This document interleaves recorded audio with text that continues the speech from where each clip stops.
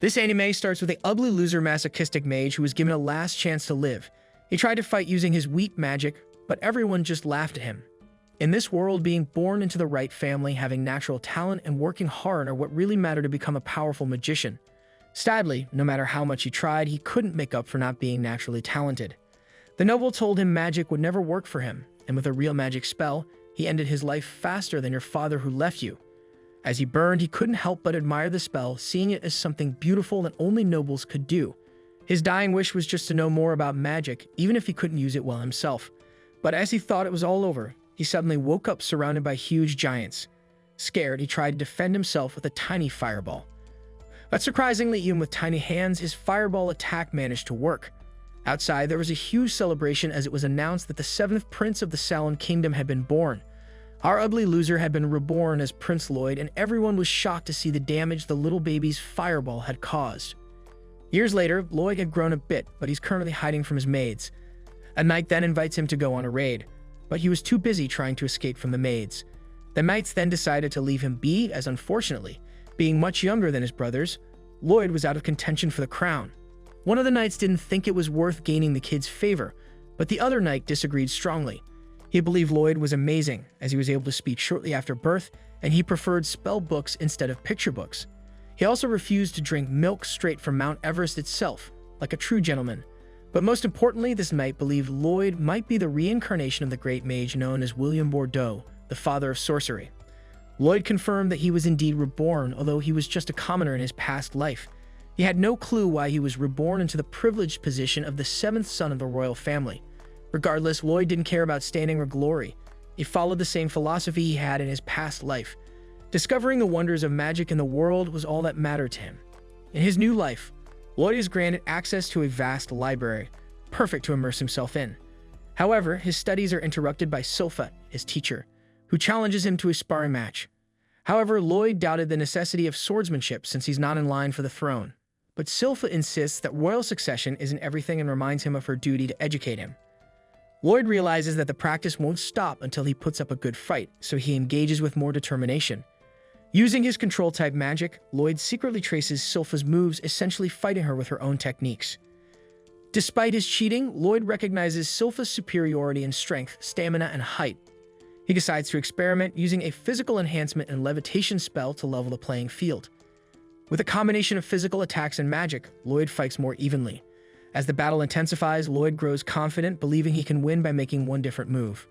Releasing his trace spell, Lloyd surprises Silpha with an unexpected maneuver. However, she blocks the attack and reveals she knew he was cheating all along. She points out his use of levitation to compensate for his height disadvantage and even grow in his wooden sword. Exhausted, Lloyd apologizes for ending the fight abruptly, eager to return to his books. Though surprised by Silpha's sharpness, he remains determined, always seeking to push the boundaries of his magical knowledge. Silpha's anger instantly transforms into admiration as she's amazed to witness Lloyd's ability to use 2 spells simultaneously, a feat even the palace magicians struggle with. Little does she know, Lloyd is actually employing 4 spells, keeping the additional ones hidden from her notice. He wonders about her potential shock if she ever discovered his true capabilities, but decides to keep it a secret for now. Later, Lloyd is forced into taking a bath despite his intense desire to continue reading.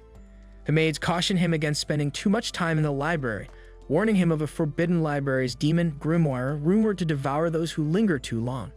They tell a story about Salem's near destruction in the past, following the sacrifice of numerous mages, serving as a grim reminder of the demon's menace. Though Silpha doubts that Lloyd would be scared, he secretly trembles with curiosity at the thought of an ancient demon. Amidst the maids' debate over who will comfort the frightened Lloyd, he seizes the opportunity to slip away. Unbeknownst to them, Lloyd's fear isn't of the demon, but rather his excitement at the prospect of discovering the forbidden library hidden in the castle's basement. Under the cover of night, Lloyd employs wind magic to cloak himself in invisibility, slipping past the guards who underestimate the dangers within the forbidden library. Despite the 10 mages' powerful sealing spells, Lloyd effortlessly breaches the barrier, entering the forbidden room.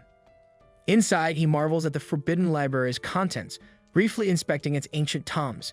However, his exploration is abruptly interrupted as Grimoire, the sealed demon, reveals itself, catching Lloyd off guard. Lloyd confidently introduces himself to Grimoire, prompting the demon to consider whether the boy could be persuaded to break his seal. Recognizing the weakened state of the seal, Grimoire attempts to trick Lloyd with promises of endless wealth. However, Lloyd sees through the demon's facade, noting the poor quality of its imitation magic. Maintaining his composure, Lloyd explains his dedication to studying magic in the kingdom, refusing to let a dangerous demon ruin his dreams. Despite Grimoire's assurances of harboring no ill intent toward the present inhabitants, Lloyd remains skeptical. However, when Grimoire offers to teach him ancient lost magic, Lloyd starts to get interested, recognizing the value in such knowledge. Lloyd then lifts the seal, hoping to learn ancient magic in return, but Grimoire launches a devastating attack. To Grimoire's surprise, Lloyd survives and marvels at the unique attack, eager to learn more. Despite Grimoire's furious onslaught, Lloyd remains calm, using his barrier to analyze each attack. Driven by his fascination with magic, Lloyd willingly endures the pain of Grimoire's assaults, determined to understand their intricacies. Grimoire is stunned when Lloyd channels the magic into his finger, demonstrating his deep appreciation for its beauty, even amidst the agony. Lloyd, intrigued by Grimoire's ancient magic, requests for more. Enraged, Grimoire summons an even more potent spell, utilizing the rare ability to synchronize two incantations simultaneously, a feat only possible for demons with two mouths. Despite Grimoire's secret technique, his most formidable magic fails to even scratch Lloyd's barrier. Lloyd admires the effort it must have taken to reach such power, but as Grimoire attempts to flee, he's shocked to find Lloyd has erected another barrier. And Lloyd explains it's a precaution born from past mistakes, displaying his foresight. Grimoire quickly prepares for another assault, but Lloyd, finished analyzing, powers up his own spell, demanding Grimoire to demonstrate his defensive abilities. With a massive fire attack, Lloyd one-shots Grimoire, who marvels at the source of Lloyd's immense mana. Lloyd then effortlessly restored the devastated room, which made Grimoire awestruck, acknowledging Lloyd as his master. In all of Lloyd's power, Grimoire offers to serve as his familiar to avoid enduring endless pain from Lloyd's tests. Thus, Grimoire pledges himself to the remarkable mage, now known as Master Lloyd. To avoid being found out, Grimoire transforms into the cutest animal he can muster, concealing his true intentions beneath his adorableness.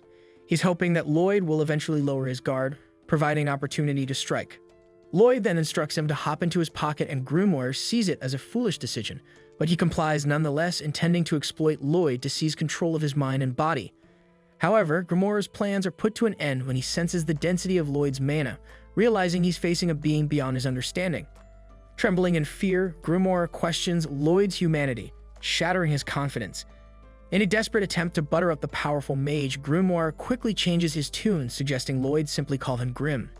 Acknowledging the temporary defeat of his ambitions, Grimoire resolves to be obedient for the time being as Lloyd happily goes off to indulge in his reading. The next day, as the noble Prince Albert prepares for his day, he navigates through the mansion.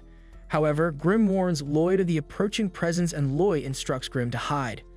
Turns out the visitor was Prince Albert, the second prince of the Silent Kingdom. Albert then demonstrated his exceptional magical prowess, effortlessly hitting targets with precision, astounding everyone in the training range. Despite his own magical talents, Lloyd prefers to remain in the background, uninterested in the throne. However, he appreciates Albert's occasional invitations to facilities like the range, where he can practice his magic freely. When it's Lloyd's turn to demonstrate, he tries to stay low-key, not wanting to draw attention from the bystanders. Instead of showcasing his full power, Lloyd skillfully manipulates his fireball spells to slightly graze the targets. Though the spectators were disappointed by Lloyd's modest display, Grim understands the incredible difficulty of controlling magic with such precision. Lloyd paid no attention to the spectators' comments, and instead focuses on improving his techniques. Albert, however, seems to know something, but he doesn't say anything and leaves to take a break, allowing Lloyd to train as much as he wants. Grateful for the opportunity, Lloyd eagerly sets out to explore new magic techniques. His first challenge is attempting the dual incantation, a feat previously thought impossible for humans. Initially, Grim warns him of the danger, as this ability can only be performed by demons with multiple mouths. However, Lloyd surprises himself by successfully executing the technique, incorporating Grim into his own body. However, upon entering his body, Grim realizes Lloyd is capable of reciting 100 spells at once, far surpassing even the most powerful demon's capabilities. Lloyd then explains his method called as spell stacking, where he compresses multiple incantations into a single line to shorten casting time. As Lloyd tests his new abilities, he discovers that he can speak through both mouths simultaneously, causing Grim to panic. However, Lloyd calmly silences him, while continuing to channel an immense power as he combines Infernal Fireball and Water Bolt spells. Witnessing the surge of mana, Grimm's panic peaks, realizing Lloyd is weaving together two incredibly advanced spells. Unable to contain the power on his own, Lloyd redirects it into the sky, which creates a breathtaking display visible throughout the castle. Despite doubts from some servants about Lloyd's magical abilities, Albert sees through his stage performance, recognizing Lloyd's hidden talent. He envisions Lloyd growing up to become the Grand Sage and hopes to have him as an ally in the future. The servants praise Albert for being able to make long-term plans, but Albert clarifies that he just wanted to get along with his little brother. He predicts that Lloyd has likely already knocked down all the targets, but Albert's words are met with skepticism from the servants, who doubt Lloyd's abilities once again. Suddenly, the sky outside turned dark, which confused everyone in the kingdom. The reason becomes clear as Grimm trembles in fear, having witnessed Lloyd blasting a hole through the atmosphere with his advanced magic. Panicking, Lloyd desperately tries to keep the incident under control and is quickly relieved when things return to normal. The following morning, news of the hole in the sky makes it into the newspaper, but the cause remains a mystery to all. Grimm grows frustrated with his infinite household duties for Lloyd, but reminds himself of his ultimate goal, ensuring Lloyd's well-being for when he eventually takes over his body. Meanwhile, Lloyd's attention has already shifted to a new story about high-ranking adventurers who conquered a challenging dungeon, returning with valuable treasures and magical items. Intrigued, Lloyd decides he wants to explore a dungeon himself. However, Grimm warns that his disappearance would likely cause mass panic if discovered. Lloyd then reveals a solution to Grimm's concerns, where he uses a corn to create a lifelike wooden replica of himself. Grimm watches as the replica moves and acts like Lloyd, thanks to nerves and other intricate details Lloyd incorporated into it. However, Lloyd acknowledges that this won't fool Silpha, who obsesses over him to the point of noticing small details like his daily height increase. To address this, Lloyd transfers Grimm's soul into the replica and keeps control of his body through his hand, leaving the maids charmed with its cuteness. With Grimm now in charge of the body double, Lloyd heads outside, leaving the rest to Grimm. However, Grimm's mind starts to wander with his newfound freedom as he starts to plan his grand scheme. But suddenly, Lloyd expresses his appreciation for having Grimm as his familiar, which touched his heart. As Lloyd realizes that he doesn't know where to find a dungeon, Grimm notices someone being chased by some creatures who seemed like your mother. As the helpless girl runs, she suddenly turns the tables on her pursuers and defeats them with remarkable skill. Grimm notices her talent and identifies her as a martial artist. Lloyd also recognizes the breathing technique she employs, which allows the users to harness an energy called ki, granting them incredible strength. Despite watching the girl from afar, the girl somehow spots Lloyd and Grimm. Grimm then warns Lloyd that she may recognize him as the seventh prince, sparking panic in Lloyd. To avoid being recognized, Lloyd quickly changes his appearance using a spell that allows him to transform into someone he's seen before. And with his newly learned jewel incantation, Lloyd combines his appearance with Albert's to create a unique look. He then introduces himself as Alberto, and the girl also introduces herself as Tao. While Lloyd worries about Tao suspecting something, it turns out that she is actually in a panic because she finds Alberto attractive. Tao then explains that she spent her entire life training and recently became an adventurer in search of romance, though she's had little success due to her martial prowess intimidating potential partners. Despite Tao's initial intentions, she eagerly accepts Lloyd's invitation to explore a dungeon together. Inside the dungeon, Tao showcases her combat skills, while Lloyd is fixated on glowing rocks. They then decide to take a break where they cook themselves a meal. Lloyd then questions Tao about ki, which shocks Tao as not a lot of people know what ki is. She explains that mastery of ki begins and ends with proper breathing techniques. These techniques fill the body with ki, which helps the users to unleash bursts of superhuman strength.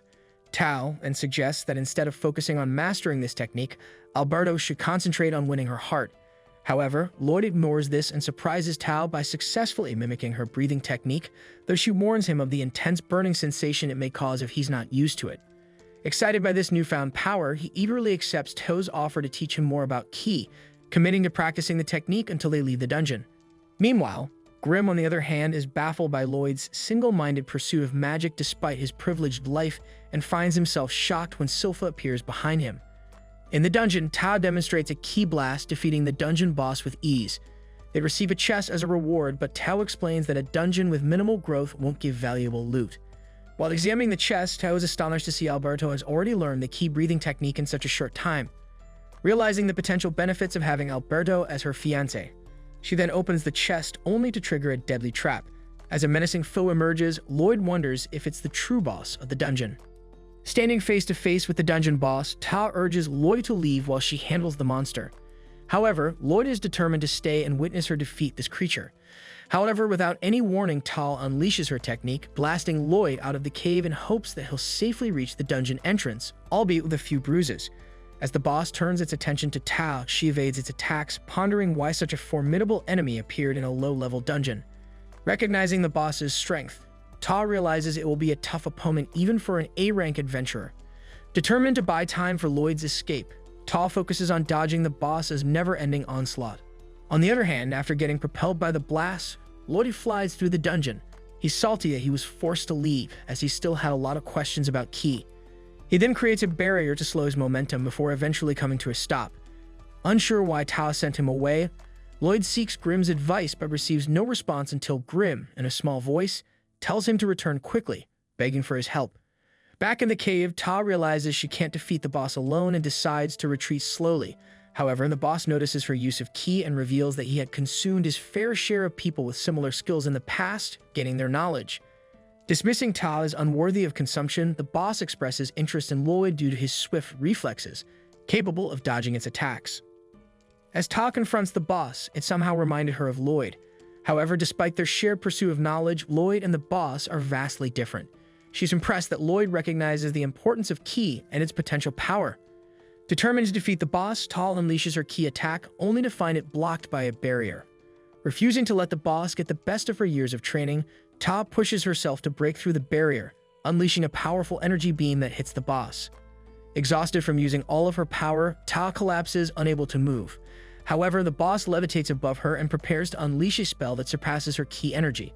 As he unleashes his attack, Lloyd suddenly appears beside Ta, protecting her with a barrier. Disappointed by Ta's surrender, Lloyd assures her he'll handle the boss. As the boss prepares an incantation, Lloyd effortlessly maneuvers behind him and uses a combination of Ki and magic techniques. Despite the boss's relentless attacks, Lloyd's barrier holds strong. Remembering Ta's advice, Lloyd focuses on his breathing, inhaling deeply and using a sprint spell to accelerate the process. With determination, Lloyd moves through the cave, trying to absorb as much air as possible. As the boss attempts to attack Lloyd, his magic is unable to beat the unstoppable force. Meanwhile, Lloyd focuses on his breathing technique, inhaling and exhaling deeply to build up Ki energy. Ta watches in amazement as Lloyd's determination grows, but Lloyd soon realizes that his barrier is obstructing his breathing. With a quick decision, he dispels the barrier, much to the boss's surprise. Swinging onto the rocks to support himself, Lloyd continues his breathing exercises, dodging the boss's attacks with agility. Ta realizes that Lloyd purposely dispelled his barrier to improve his breathing and build up more Ki energy. Combining Ki with his mana, Lloyd unleashes a series of strikes, disappointed when they fail to defeat the boss. Determined, he refines his technique, making his strikes sharper and thinner. In a last-ditch effort, the boss erects a barrier to shield himself, but Lloyd's strike pierces, cuts the boss in half, ultimately defeating the boss. A treasure chest then appears. Ta is disappointed with the treasure inside, but Lloyd decides to keep the dagger, as he sensed residual mana within it. However, the chest suddenly sinks into the ground, prompting Lloyd to grab hold of it.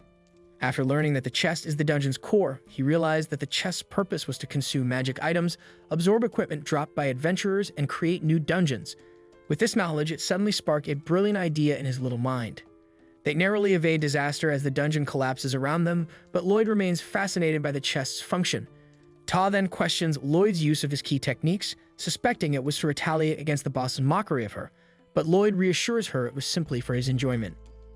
In her mind, she reveals that the final attack Lloyd used was a secret Ki blast technique, something even she is not capable of. Not wanting to be bested by Lloyd, Ta promises to train herself in order to become stronger. As Lloyd flies away, she vows to become a girl worthy of getting Lloyd's attention. Upon returning home, Lloyd finds Grimoire battered from training with Sylpha. Grimoire blames Lloyd for his current state, but Lloyd apologizes nonetheless. The next day, they experiment with the dagger Lloyd retrieved, discovering its mana essence that is capable of enhancing weapons. However, Lloyd is cautious, knowing mana essence is scarce and enchantments are very risky. Instead of risking the dagger, he opts to analyze its essence to potentially replicate it. Lloyd uses a spell to separate the mana essence from the blade, which resulted in oil, silver, and something called hematite.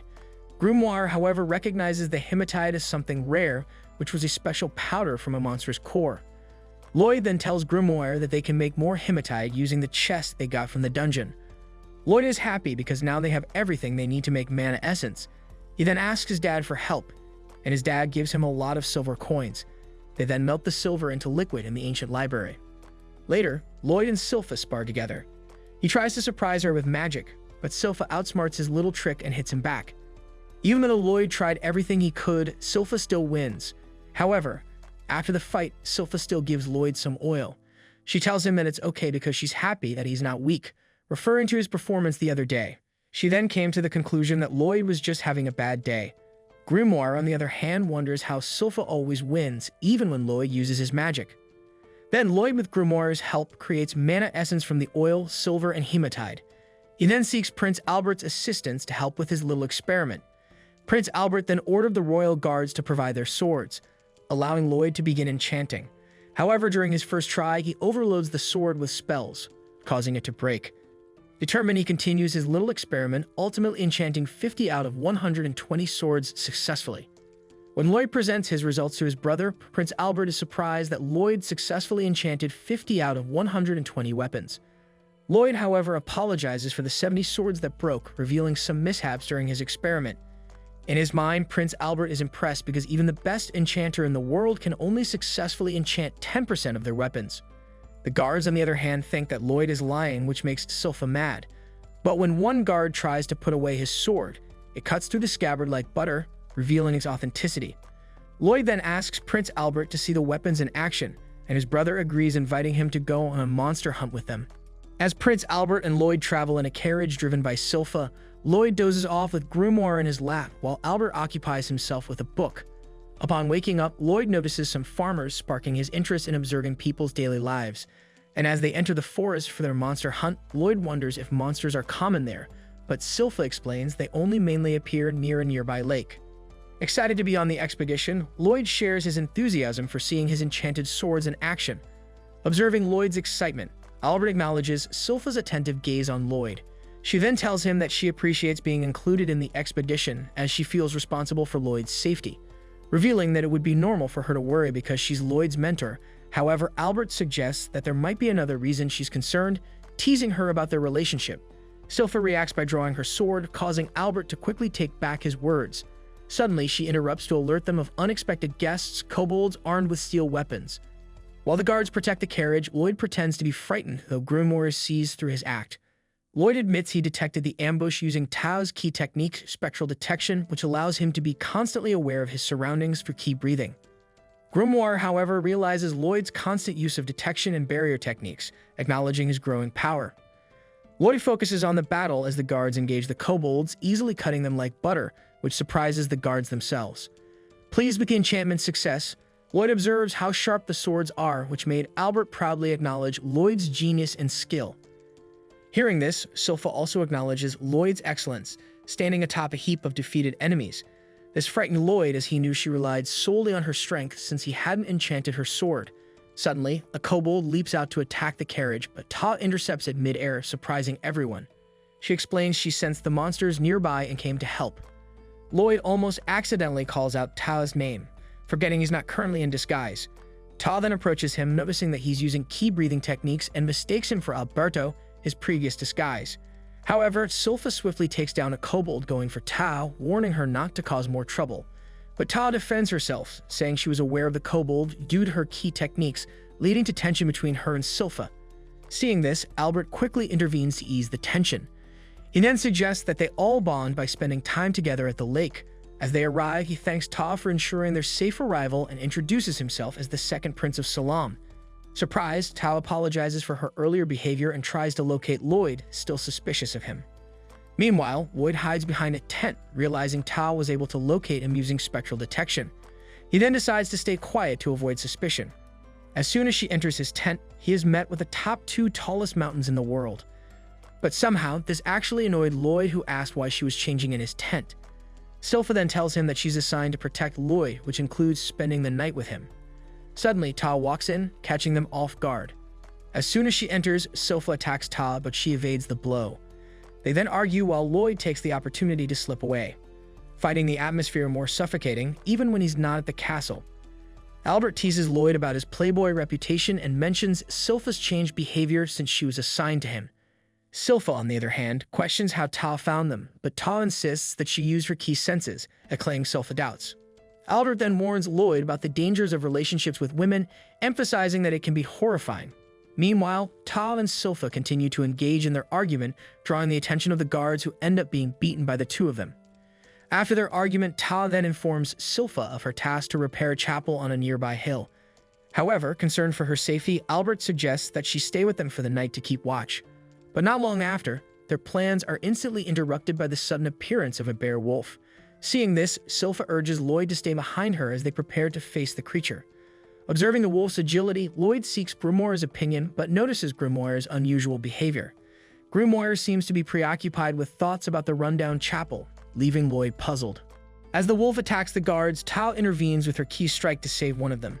But despite her efforts, the wolf continues its assault, prompting Albert to use his enchanted fire aspect sword, shooting out a powerful fireball spell that defeats the wolf and prevents harm to the nearby village. The guards are impressed by Albert's swift defeat of the wolf, but Albert credits Lloyd for enhancing his spell with the enchantment. Lloyd is pleased with the success of his enchantment on Albert's sword, and Grimoire recalls that the chapel on the hill once sealed a demon, piquing Lloyd's interest. Suddenly, the supposedly defeated bear wolf rises again, accompanied by more monsters summoned by Pazuzu, the demon. Angry at their presence, Pazuzu commands the monsters to attack. But despite Albert's attempts to fight them off, their rapid healing abilities made the fight seem impossible. Ta realizes the dire situation due to the monster's regeneration. While Albert admits that he's never faced such monsters before, noting that even some are hybrids, he then came to the conclusion that Pazuzu is somehow manipulating them. Lloyd then asks Grimoire whether he's acquainted with Pazuzu, but Grimoire clarifies that he doesn't know the demon personally and explains its method of controlling monsters by infusing them with mana, enhancing their regeneration. He reveals that they have to focus on defeating the demon before they're trapped in an endless battle, but Lloyd is intrigued by the idea of learning mana transmutation. Grimoire initially hesitates, warning that it might not be the right moment with everyone fighting for their lives. On the other side, Silpha mocks Ta's inability to defeat the monsters, but Ta fires back, criticizing Silpha for not taking action herself. The demon then taunts Lloyd for hiding behind everyone else, which infuriates Silpha, who goes to confront the demon directly. Disgusted by the demon's arrogance, Silpha refuses its offer to join its ranks and decides to end its life. But the demon keeps on boasting about its ability to regenerate monsters fueled by mana. Confident in her skills, Silpha strikes the bear wolf, dismembering the demon's host monster, causing the others to struggle with regeneration. Observing this distraction, Albert realizes their chance to defeat the other monsters is to attack them while the main demon is preoccupied with healing itself. He then instructs Silpha to focus solely on damaging the demon, allowing the others an opportunity to take down the remaining monsters. As Grimoire continues Lloyd's mana lesson, he emphasizes how difficult it is to master the technique, even for demons who spend years trying to perfect the skill. He instructs Lloyd to start by altering the color, shape, and scent of his mana. But Lloyd quickly impresses Grimoire by creating a perfect flower with a distinct fragrance, surprising even himself with his rapid progress. Meanwhile, Silpha faces off against the demon, borrowing an enchanted sword borrowed from one of the guards. Despite the demon's relentless attacks, Silpha's defense remains flawless, making the demon question why such a formidable fighter would choose to be a maid. However, the demon proceeds to mock Lloyd, believing humans to be vulnerable when emotional. It then attacks Silpha, using the bear wolf to swallow her whole. However, Silpha surprises everyone by utilizing a secret language technique, tearing the demon apart from within its host monster. With the demon exposed, Silpha confronts its grotesque form, showcasing her unparalleled strength, which scares everyone in the vicinity. Seeing this, Lloyd realizes that Silpha is a force to be reckoned with, especially when she's serious. She then continues to advance the demon and tells him that the closest thing he'll get to Lloyd will only be his sword. Silpha confronts Pazuzu, urging him to surrender now that she has defeated him. However, Pazuzu only scoffs at her boldness and releases a poisonous mana from his mouth, enveloping the area and impairing Silpha's vision. While the knights celebrate their victory over the monsters, Albert reminds them that they still haven't defeated the demon. As the poisonous mana spreads, the knights start to lose consciousness except for Tao, who manages to avoid inhaling it. Unfortunately, Silpha falls to the poison, collapsing before Pazuzu. Angered by the defeat of his monsters, Pazuzu attacks Silpha, sending her crashing into a nearby tree. Though Albert tries to help her, he finds himself immobilized, unable to move at all. Pazuzu then reveals that anyone who breathes in his mana will fall under his control, explaining why Albert and the others are paralyzed. Silpha finally realizes the source of the foul odor in the air, but before Pazuzu can strike her again, Tao intervenes, shielding Silpha from his attack. Tao then tries to offer her assistance, but Silpha maintains her tough facade, which Tao sees through. However, Silpha insists that Tao should take Lloyd and escape for their lives as she sinks into the lake. Pazuzu praises Silpha's resilience, noting her fierce determination despite being closest to him when he releases mana. Suddenly, Pazuzu moves swiftly, catching Tao off guard from behind. Surprised by Tao's resistance to his mana, Pazuzu dodges her attacks effortlessly, grabbing her leg in the process. As Pazuzu holds Tao captive, she struggles to maintain her breathing rhythm, distressed by the suffocating effect of his mana. Pazuzu taunts her, suggesting she should seize the opportunity to flee or perhaps even join his ranks. However, Tao boldly rejects his offer, disgusted by the thought of aligning herself with such an ugly, smelling monkey. Instead, she defiantly declares her loyalty to someone she finds attractive, determined not to succumb to Pazuzu's influence. With a surge of determination, Tao channels her ki energy, unleashing a powerful electro attack on Pazuzu. However, she realizes it was a mistake to expend so much energy in one blow. Before she can recover, the monsters regenerate and continue their assault on her. Despite the overwhelming odds, Tao remains loyal, refusing to fall to Pazuzu's taunts and determined to protect Lloyd at all costs. Pazuzu tries to convince Tao, boasting about the superiority of his kin due to their ability to regenerate from any damage. He unleashes more of his mana, attempting to seduce Tao into joining his ranks and dedicating her life to him. However, Tao remains strong, sensing someone close by who gives her hope.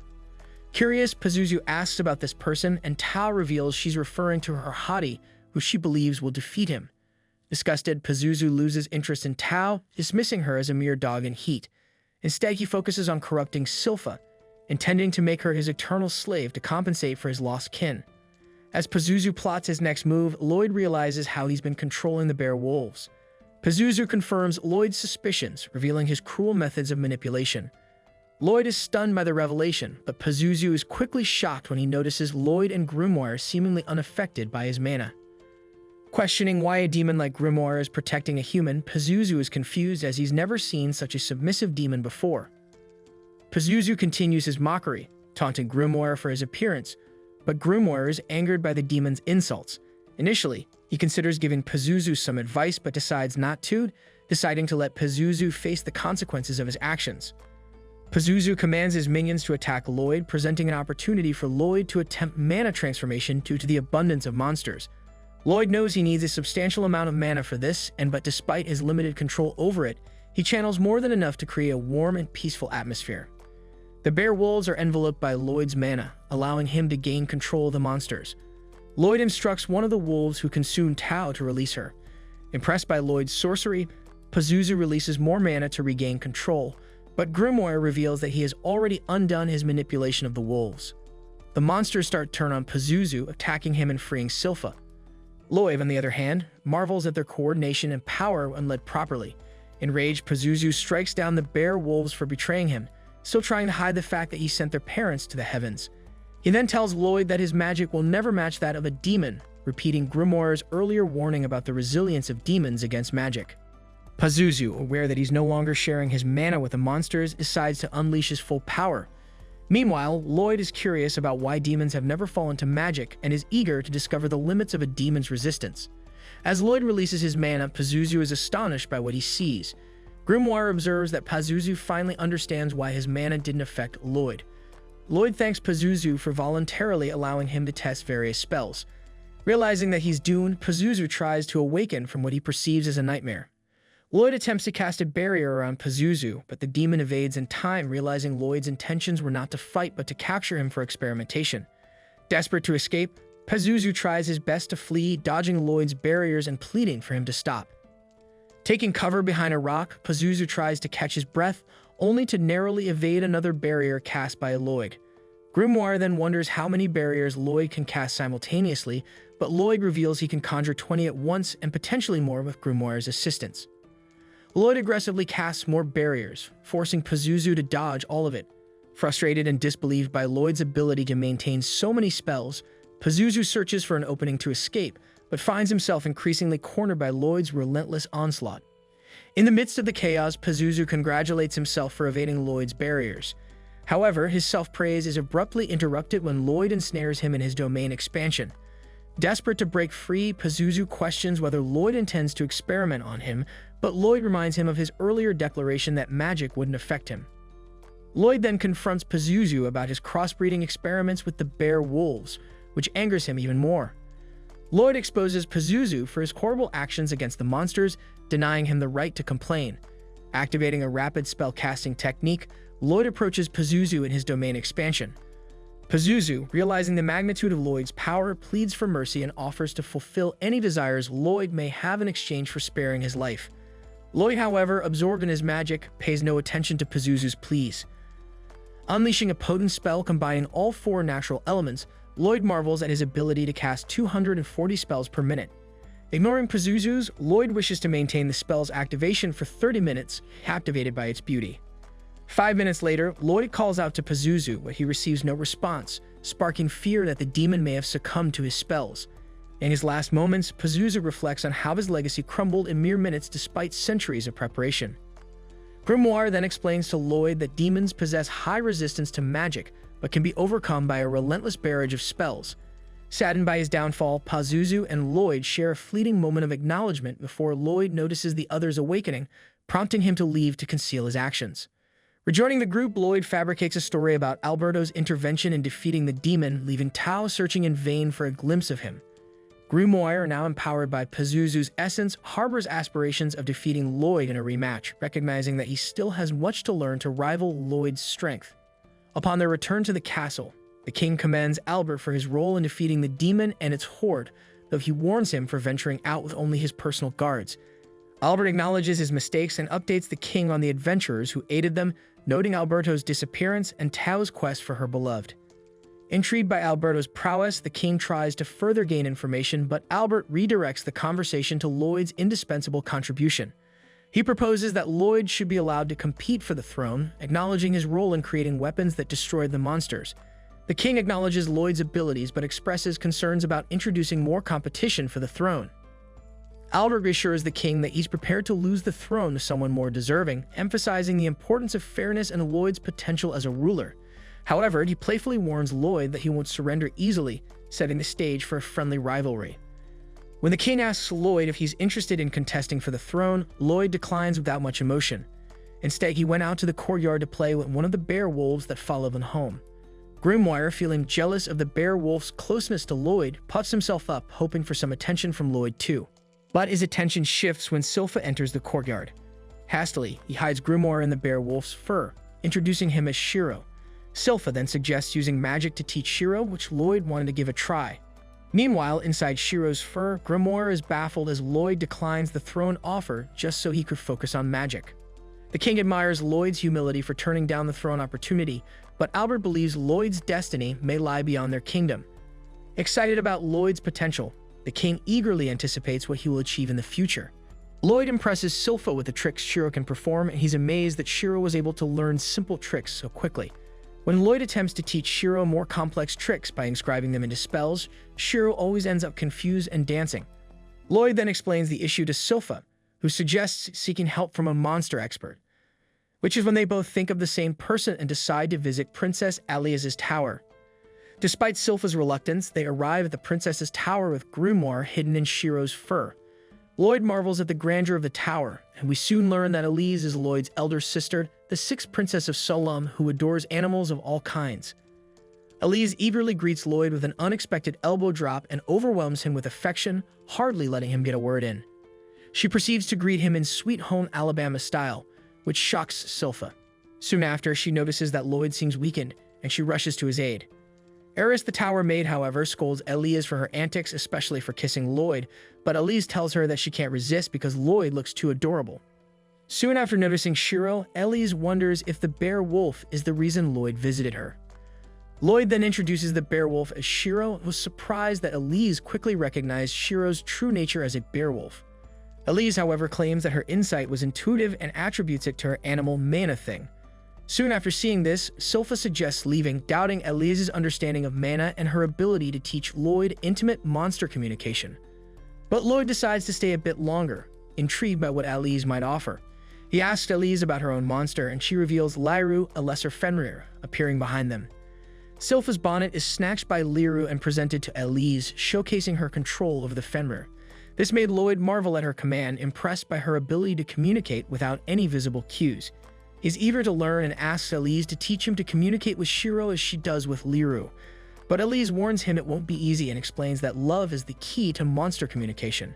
She then continues to demonstrate it and summons several monsters, emphasizing that love enables anyone to connect with them. Elise hints that her method might not be suitable for Lloyd, considering her magnetic presence for the animals. However, she assures Lloyd that dedication can overcome any obstacle. Demonstrating control over the animals once more, Elise showcases her influence, making both Sylpha and Elise uncomfortable. Sylpha urges them to leave the tower, expressing her discomfort with using love as a means of control. On the other hand, Lloyd is immersed in thought, realizing he never considered using love in such a way. Seeing this, Sylpha daydreams about Lloyd embracing love, envisioning a romantic outcome with the boy. Lloyd then admits that he only tried issuing commands to Shiro and not employing love like Elias. Observing Elias's mana affecting the monsters, Lloyd realizes she unconsciously links with them using magic, transmitting thoughts directly. After attempting to sync his feelings with Shiro, Lloyd starts to see Shiro respond positively, surprising everyone. Shiro somehow manages to follow Lloyd's unspoken cues, running circles around him. Upon seeing this, Elise quickly saw Lloyd as a genius for linking minds with Shiro, unlike her simple approach of using love. This made Lloyd believe that love facilitates empathy with animals, making the connection easier. Moved by his words, Elise rushes to hug him, but Lloyd reminds Elise of the monsters still causing havoc around the tower. After leaving the tower, Lloyd feels worn out but grateful for his newfound ability to communicate with monsters. But Sylpha suggests focusing on sword training. However, Albert suddenly insists on involving Lloyd in some business.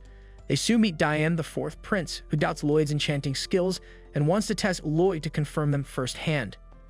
Albert then introduces Diane as a prince with an interest in enchantments and blacksmithing, praising his dedication to learning for the kingdom's sake. However, Diane still doubts Lloyd's enchanting abilities, not believing that he's beyond the foreign master sorcerers. He then challenges Lloyd to prove himself and expresses disappointment at Lloyd's dishonesty. Despite Diane's skepticism, Lloyd swiftly finishes enchanting the sword, leaving Diane astonished and unable to comprehend what he's witnessing. Albert, however, isn't surprised by Diane's reaction as he acknowledges Lloyd's exceptional skill. As Diane examines the layers of spells in Lloyd's enchantment, he reluctantly accepts Lloyd's talent and becomes excited about the possibility of creating ultimate spellbound weapons with Lloyd's assistance. Diane soon explains the concept of spellbound weapons, where magic is inscribed into the weapon during the smithing process, allowing for more advanced spells. He admits his lack of magical talent but expresses enthusiasm for creating weapons that enable everyone to use magic. Intrigued by the idea, Lloyd agrees to partner with Diane. They begin crafting a fire spellbound sword, with Diane envisioning a sword that emits flames upon swinging. Lloyd then suggests compressing the spell for an infernal fireball, but despite Diane's concerns about the lengthy incantation verse, Lloyd assures him he can compress the spell, presenting Diane with the result. As Lloyd and Diane continue their attempts to create the spellbound sword, they face repeated failures. Despite simplifying the enchantments, the spells just won't merge onto the steel. Lloyd is puzzled by the issue, with Grimoire also expressing surprise at his difficulties. Diane then reveals that he purchased some cheap mana essence, which Lloyd found that it's lacking in hematite, an essential component for spellbound weapons. Realizing they need more hematite, Lloyd plans to sneak into a dungeon to obtain it, but Sylpha purposely suggests this out loud, prompting Lloyd to fake reluctance due to his royal status. However, Sylpha reveals that the king has approved her request for Lloyd to broaden his horizons, including adventuring. She then proposes that Lloyd register at the Adventurers Guild, taking his first steps as an adventurer. At the guild, they meet Katerina, who assists Lloyd with registration. She explains the assessment process and presents him a crystal ball to measure his abilities. Lloyd recalls a similar crystal from his previous life, knowing it will explode if his true abilities are revealed. He then tries to suppress his magic to undetectable levels, and he cautiously touches the crystal. To everyone's surprise, the crystal reveals he's an E-rank adventurer, the lowest rank. The other adventurers laugh at his low rank, as even the most inept rookies usually receive a D rank. Despite his suppressed magic, Katerina is impressed that Lloyd ranks A in magic.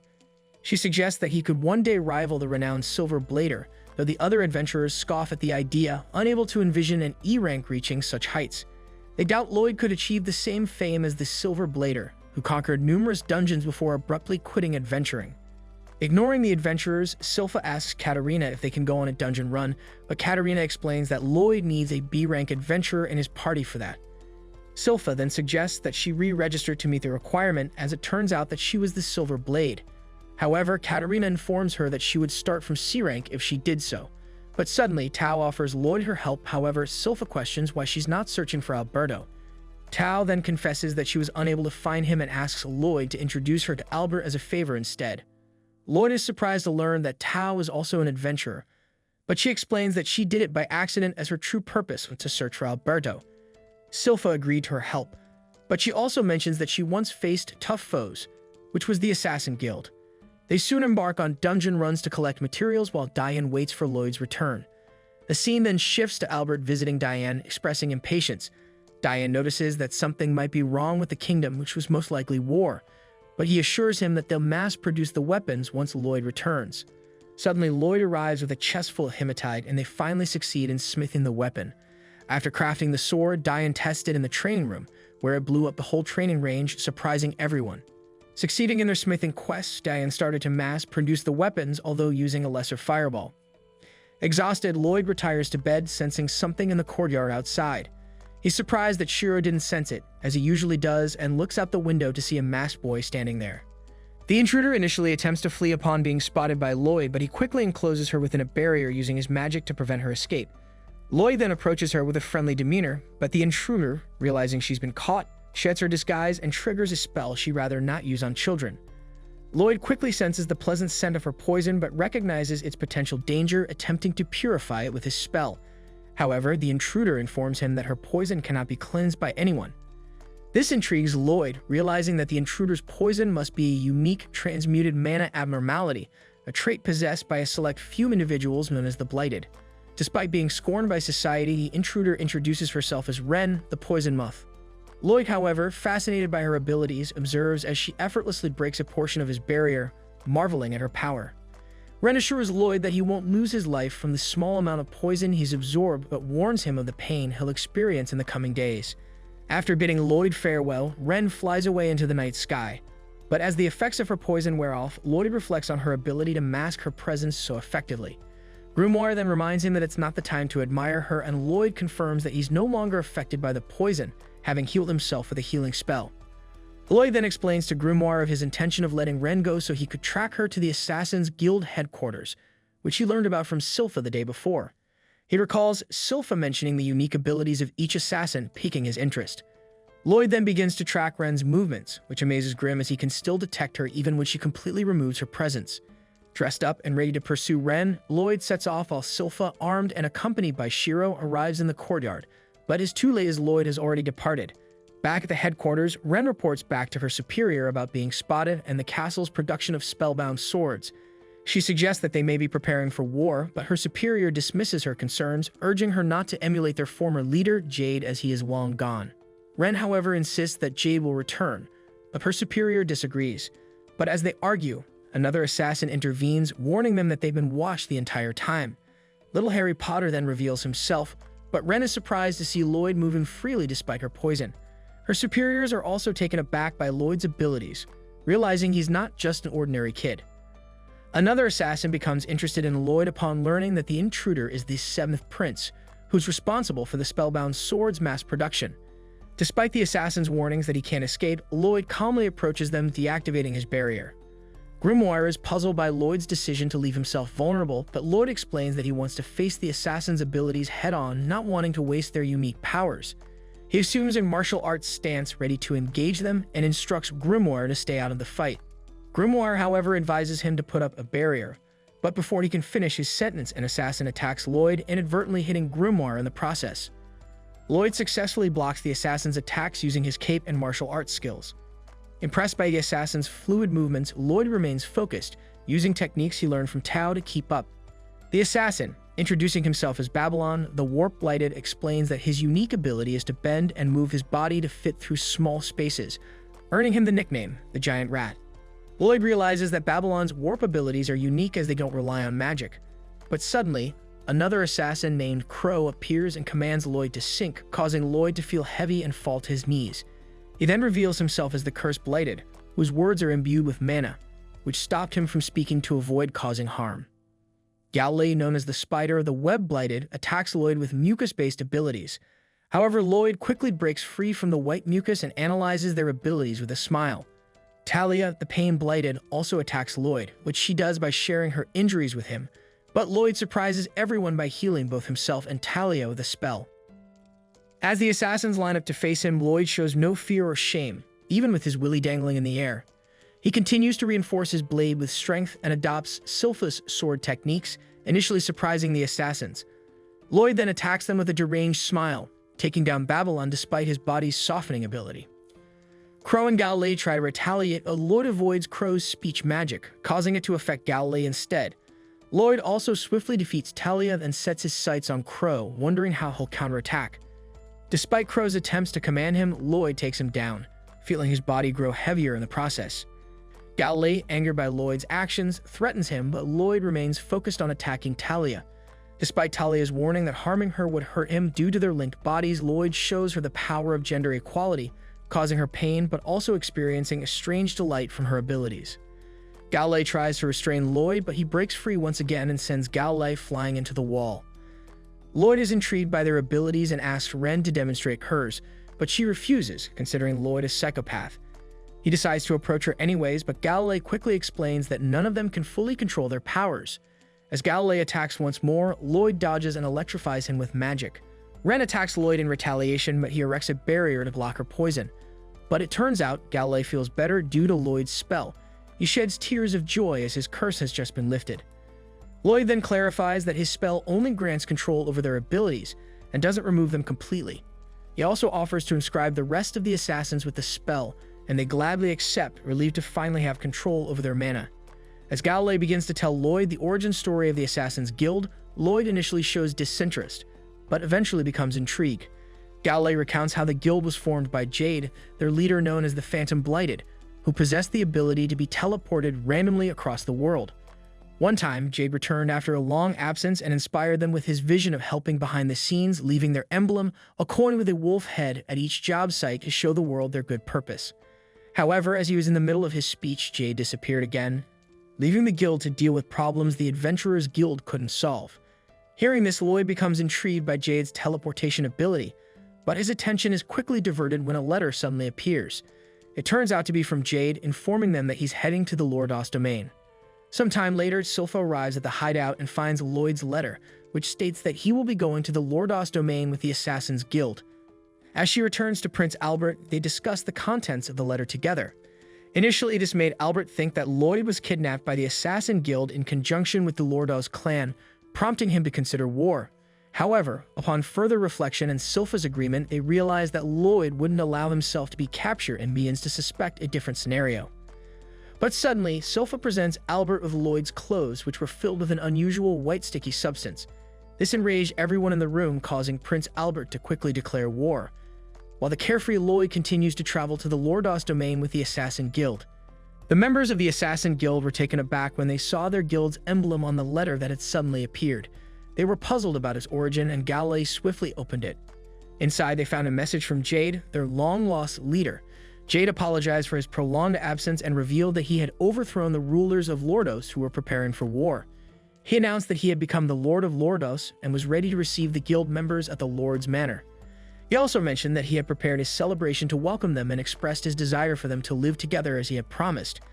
The assassins were overjoyed to learn that Jade was alive and had kept his promise to them. In the present, Lloyd, using his abilities, was flying the assassins to Lordos, eager to see Jade. As they traveled, Lloyd recalled how Galley had thanked him after reading the letter, expressing gratitude for the ability to control their curses and vowing to repay Lloyd for his help. Ren asked Lloyd to accompany them to Lordos, suggesting that he could imprint the spell on Jade as well. Lloyd, however, curious about the origin of the letter, asked if she knew where it had come from. Ren explained that it had suddenly appeared out of nowhere, but Lloyd deduced that this meant the letter had been accurately teleported to their location, a feat that indicated mastery over Jade's powers. This realization led the others to conclude that Jade must have gained control over his power. This made Galley wonder whether Jade had been lying about his inability to control his powers before, but the others reasoned that there would be no point in such lies. Despite their trust in Jade, Galley questioned the authenticity of the letter. But Ren, however, insisted that Jade wouldn't want to trap them and suggested that he must have learned to control his abilities. Lloyd pointed out that if Jade could already control his power, there wouldn't be a need for him to tag along, which saddened Ren, but Lloyd proceeded to reassure her, saying that he would still accompany them because teleportation intrigued him. He then noticed Ren's concern about the possibility of betrayal and promised to handle it if anything went wrong. This reassurance comforted the group, and they expressed their relief and gratitude for Lloyd's decision to join them. Observing Ren's reaction, the others teased her, noticing that she was making the face of a maiden in love. As they land near Lordos, Lloyd notices the exhaustion of the others from the high-speed journey. Grimoire then suggests they walk the rest of the way if the others are too tired to fly, which Lloyd agreed to. Ren, however, volunteers to gather food from the woods, and Babylon tells Lloyd that Ren is likely trying to impress him. Babylon then shares Ren's backstory, explaining how her poison accidentally killed her parents when she was young, leaving her to live alone in the forest. However, one day, Jade returned to the guild with Ren. He embraced her despite knowing the risks of her poison. But despite initial doubts from the others, Jade insisted on helping Ren, eventually creating clothes to contain her poison, which deeply moved Ren, who considered them family ever since. Lloyd then proceeds to observe Ren's cloak and expresses his interest in meeting Jade. Grimoire is surprised by Lloyd's curiosity about another human, but Ren prepares food for everyone, though it doesn't look appetizing. Babylon, however, suggests using Crow's cursed speech to enhance the taste, but Ren stops him, insisting her stew is good as it is. Teria also worries that the food might not suit Lloyd's taste, given his royal status, but Lloyd enjoys it, remarking that he's eaten worse things in his past life when he was poor. Despite the humble appearance of the meal, Lloyd appreciates the gesture and company of the group. Ren is delighted to see everyone enjoying her cooking and expresses her hope that Jade will have the chance to try it someday. She then recalls a time when Jade informed them that the Adventurers Guild was considering lifting the bounties on their heads. Though the news brought joy to the group, Jade admitted that he needed to confess something to them. Jade revealed that he was actually the third son of Lordost, a noble family. He also confessed that he approached them to use their abilities in his efforts to prevent the impending war orchestrated by his family. Despite his revelation, the others were not surprised, as they had anticipated his backstory to be along those lines. Galilee then reflected that they had all faced hardships and lived as outlaws for a reason. Jade assured them that he had no intention of involving them in any personal problems against his family. Instead, he emphasized the importance of their goal to earn the right to live normal lives. He acknowledged the blessings of their time together and expressed his desire for them to continue the Assassin Guild's mission, even in his absence. Jade also shared his dream of transforming Lordos into a haven where blighted individuals could live happily. He promised to return as the Lord of Lordost and fulfill this vision, urging his comrades to keep the guild alive and not give up on their dreams. As they approach Lordos, Grim reflects on Jade's character, admiring him as an awesome individual. The scene then shifts to Lloyd sleeping while Galilee carries him, commenting on how ordinary he appears while resting. Grim, however, notes the heavy-duty barrier protecting Lloyd even in his sleep. Ren also suggests letting Lloyd rest while they scout the manor, expressing concern that Jade might be manipulated by the Lordos family. The group agrees, considering the possibility and deciding to leave Lloyd under Grim's watch. However, Grim insists on accompanying them, feeling responsible for Lloyd's safety. Arriving at the manor, they find preparations underway for a party, prompting them to consider returning later with Lloyd. Despite their intentions, they are noticed by a resident who invites them inside. Welcomed warmly, they are served fine cuisine, but as Grim was about to leave, Ren requests Grim to stay with her a while longer, feeling nervous about facing Jade again. When Jade finally arrives, they are relieved to see him well. He quickly changes into familiar clothes to put them at ease, impressing them with his mastery of teleportation. Ren then expresses her eagerness to talk with him, overwhelmed by the many things she wants to discuss. Suddenly, Jade reveals his true intentions and unleashes his power, which leaves the members of the Assassin Guild shocked and horrified. Jade's use of cursed speech surpasses even Crow's abilities, and they realize that something unusual is happening.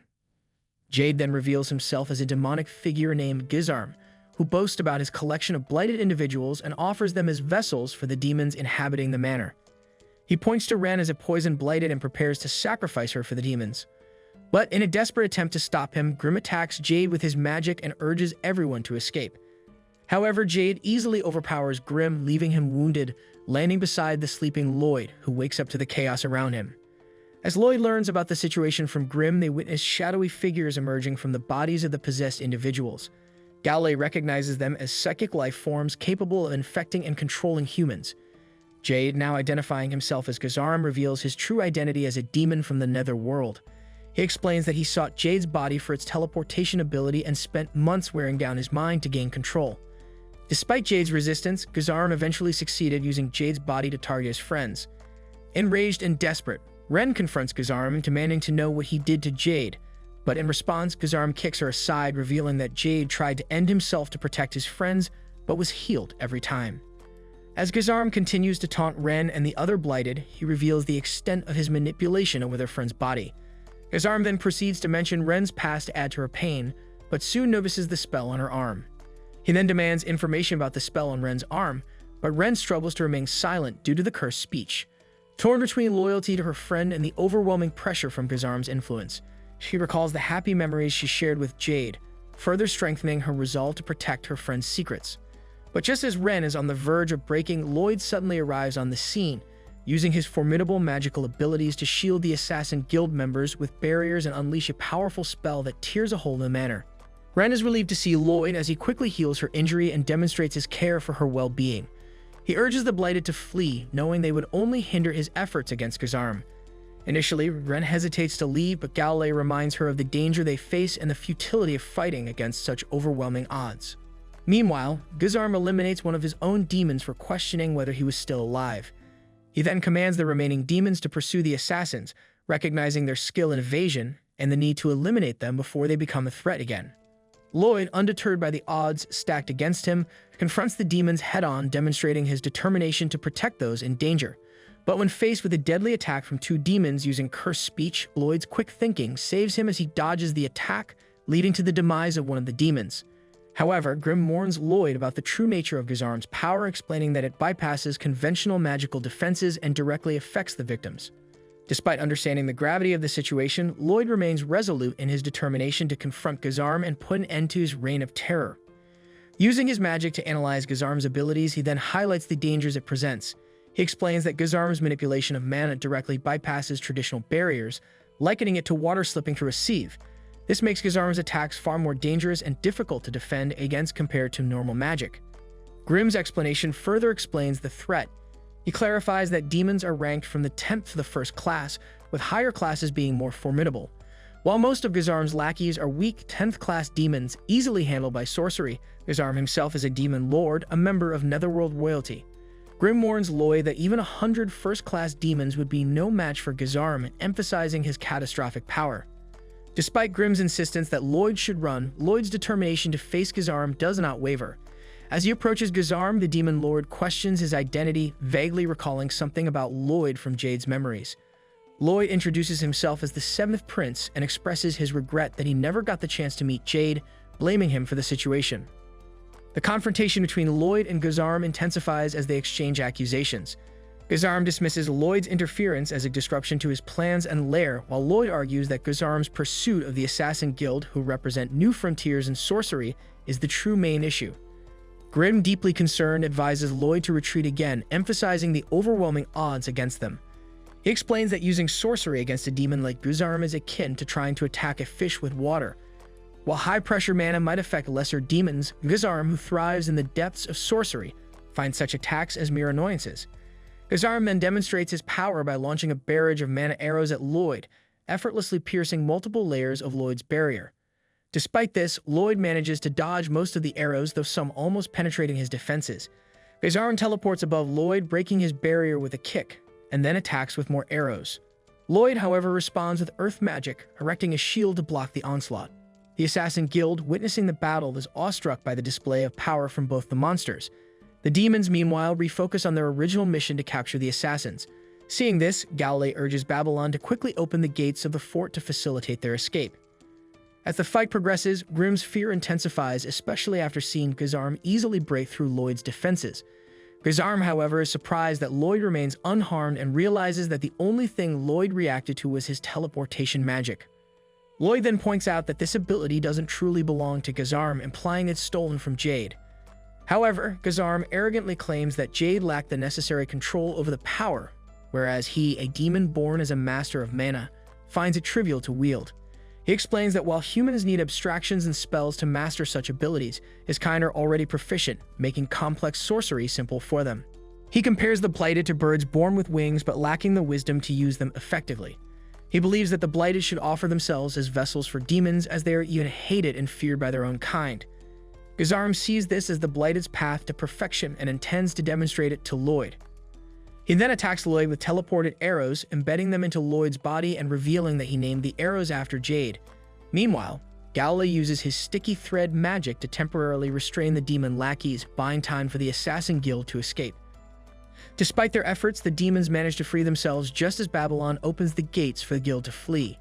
Ren and Crow head to the other side of the gate, but before the rest can follow, the demons threaten to pursue them. Teria takes matters into her own hands, using her powers to hurt all the demons at once by injuring herself, while urging the others to hide in the forest and hide their presence there.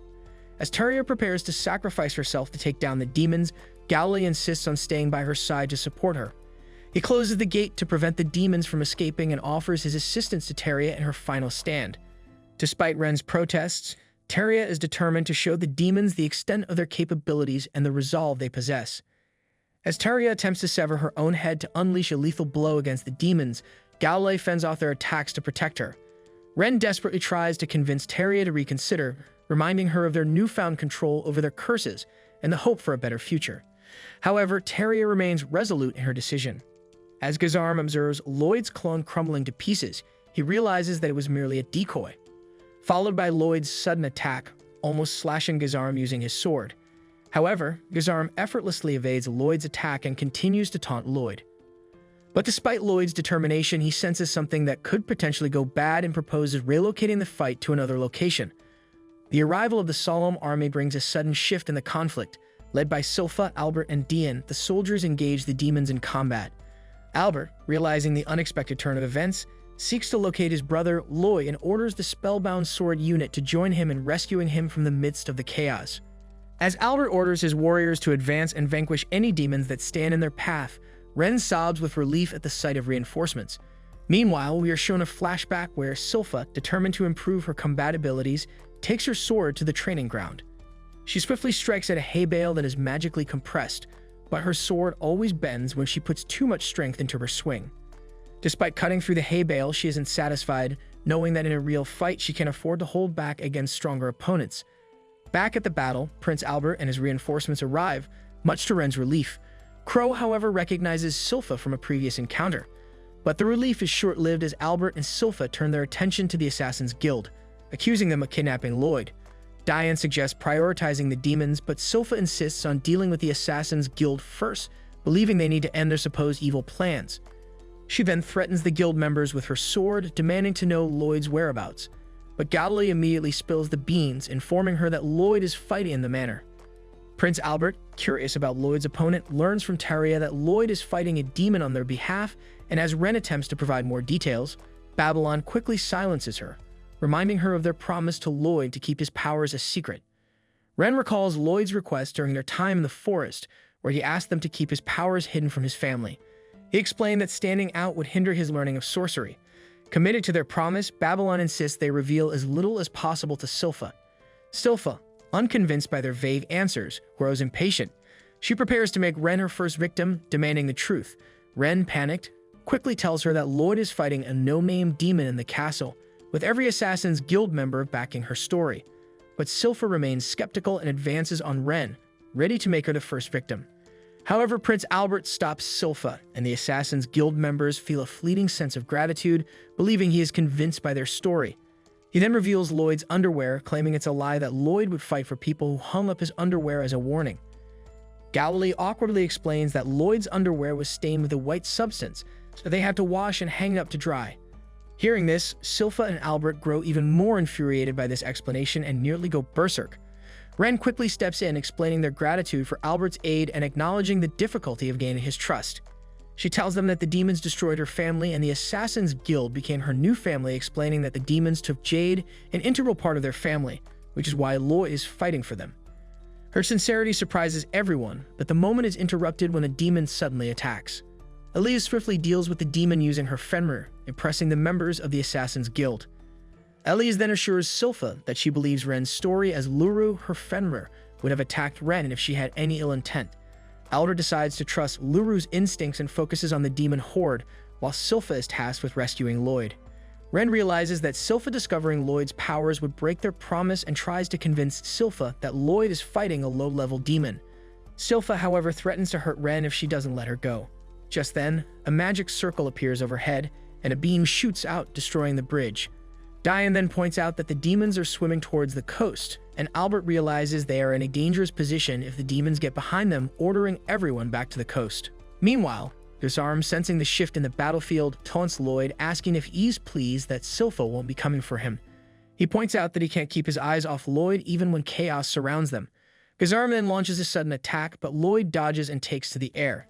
Grimoire soon notices Lloyd wielding a sword and wonders about his plan.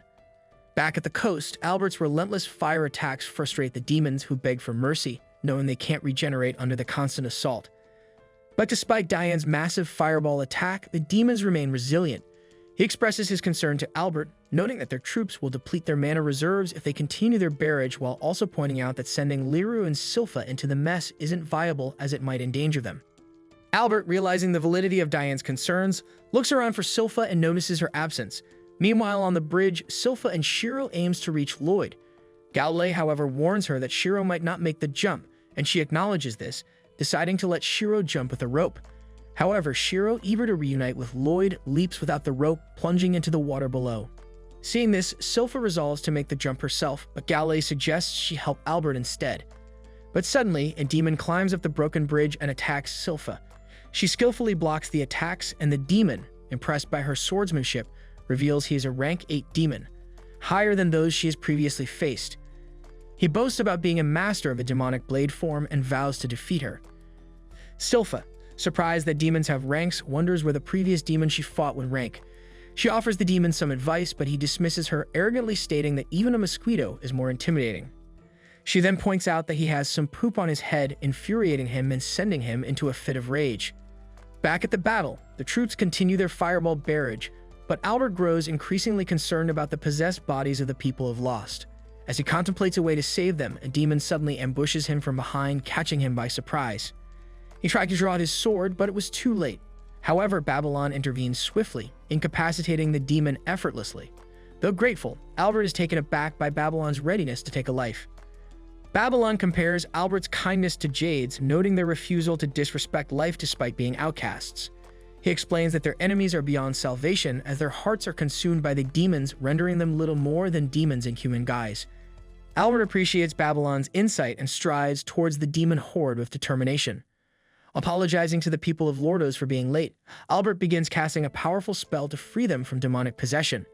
Flames cascade from the sky, engulfing the demons as Albert urges the troops forward without hesitation.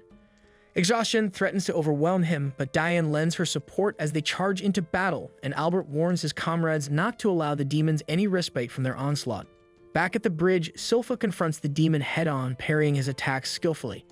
Despite their matched prowess, the demon regenerates swiftly, claiming that demons can push human bodies beyond their natural limits.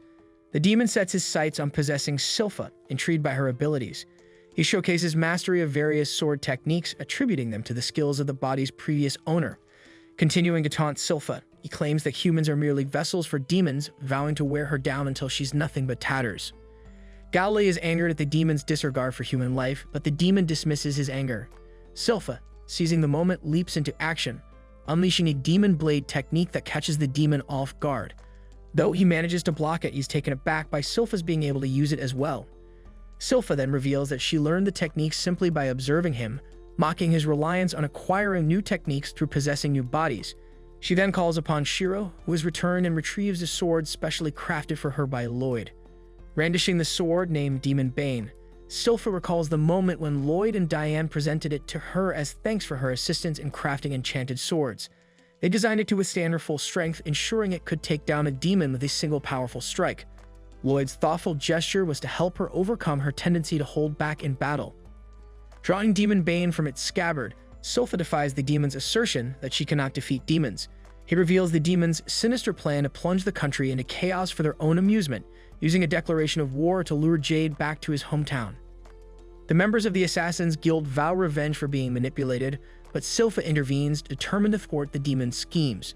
With resolve, she assumes her stance, prompting the demon to unleash his most advanced technique. Meeting his attack head-on, Sylpha executes her own technique flawlessly, effortlessly vanquishing the demon to the astonishment of onlookers. The story rewinds to the moments before Jade's death, where Jade, facing his end, declares that he has finally accomplished something significant. Gazarim, sensing Jade's weakness, asks if he has made peace with his death. With his final breath, Jade warns Gazarim that he won't get away with his actions and that he is destined to lose. He finally dies, and Gazarim fully takes control of his body. As Gazarim assimilates Jade's power and memories, he discovers Jade's friends embedded deeply within his consciousness, preventing him from accessing something even deeper. Intrigued but unable to delve further, Gazarim is interrupted by a sword demon who congratulates him on his newfound control. The sword demon asks for their next move, and Gazarim, knowing Jade's aversion to war, decides to start a massive conflict. Returning to the present, Sylpha sits beside the body of the sword demon. She comments on the formidable skill the previous owner must have had and expresses a desire to have sparred with him using his Lordo style. Noticing Ren crying, Sylpha asks if she knew the fallen swordsman. Ren, despite not knowing him, feels a sense of sorrow, believing he found peace in the end. Upon seeing this, Sylpha suggests that the group isn't suited for assassination, while Galley and Crow realize that Sylpha is actually the renowned Silver Blade. Suddenly, the lake's water turns to steam, causing shock among the group. Meanwhile, above, Lloyd hovers, trying to see through the dense steam. He recalls being bombarded by Gazarim's mana spears, which could easily penetrate his barriers. Realizing he must maintain a reinforced barrier at all times, Lloyd understands that Gazarim's cursed speech can also travel through these spears, complicating his defense strategy. Lloyd identifies that he must not only block the attacks but also keep moving to avoid the dangerous Shadow Wolf attack. Noting that if he slows down for more than 2 seconds, Gazarim will lock onto him with this lethal assault. He quickly evaluates his options, realizing that if he were in Gazarim's place, he would continue an all-out offensive until his target exhausted their stamina. This aggressive strategy annoys Lloyd, prompting him to switch to attacking. Lloyd then employs double casting, deploying a fire spell in under 2 seconds. While Gazarim knows the fire wouldn't kill him, he still dodges to avoid his clothes burning. The misfire spell then evaporates the entire river, surprising Lloyd. Back in the present, Lloyd uses his spatial detection K technique to search for Gazarim, knowing he needs to track him constantly due to the Shadow Wolf's teleportation ability. He finds Gazarim and wonders about his positioning. Grimm, however, warns Lloyd to keep moving, but Lloyd questions why Gazarim didn't attack him during his brief stop. He speculates that Gazarim might be using his line of sight to locate targets, implying the steam can be advantageous for Lloyd. He then stops moving, causing Grimm to worry, but to their surprise, no attacks come. Lloyd deduces that Gazarim indeed needs to see his target to attack and decides that he must get close enough to attack with his sword. On the other hand, Gazarim, unable to see through the steam, waits for Lloyd to reveal himself. Lloyd then employs his strategy using earth clones, each wielding swords, causing Gazarim, who's unable to distinguish the real one, to face a barrage of attacks. He eventually identifies the real Lloyd by the feel of a real sword. Remarking that Lloyd's use of physical attacks is futile, he explains that magic and physical attacks won't affect him due to his regeneration ability. He recounts how he dealt with Jade's suicide attempts, and how he can harden his body to be as tough as iron, before revealing that he allowed Lloyd to stab him only to identify the real one among the clones. Gazarim acknowledges Lloyd's cleverness in managing to harm his body even for an instant. However, he realizes that the Lloyd he just killed was another clone, and that Lloyd had given his real sword to one of the clones, making it difficult to identify the real Lloyd. Gazarim then calculates that the safest position for Lloyd should be above, where he would have a strategic view of the battlefield, but is taken by surprise when the real Lloyd attacks him from the left with fire magic.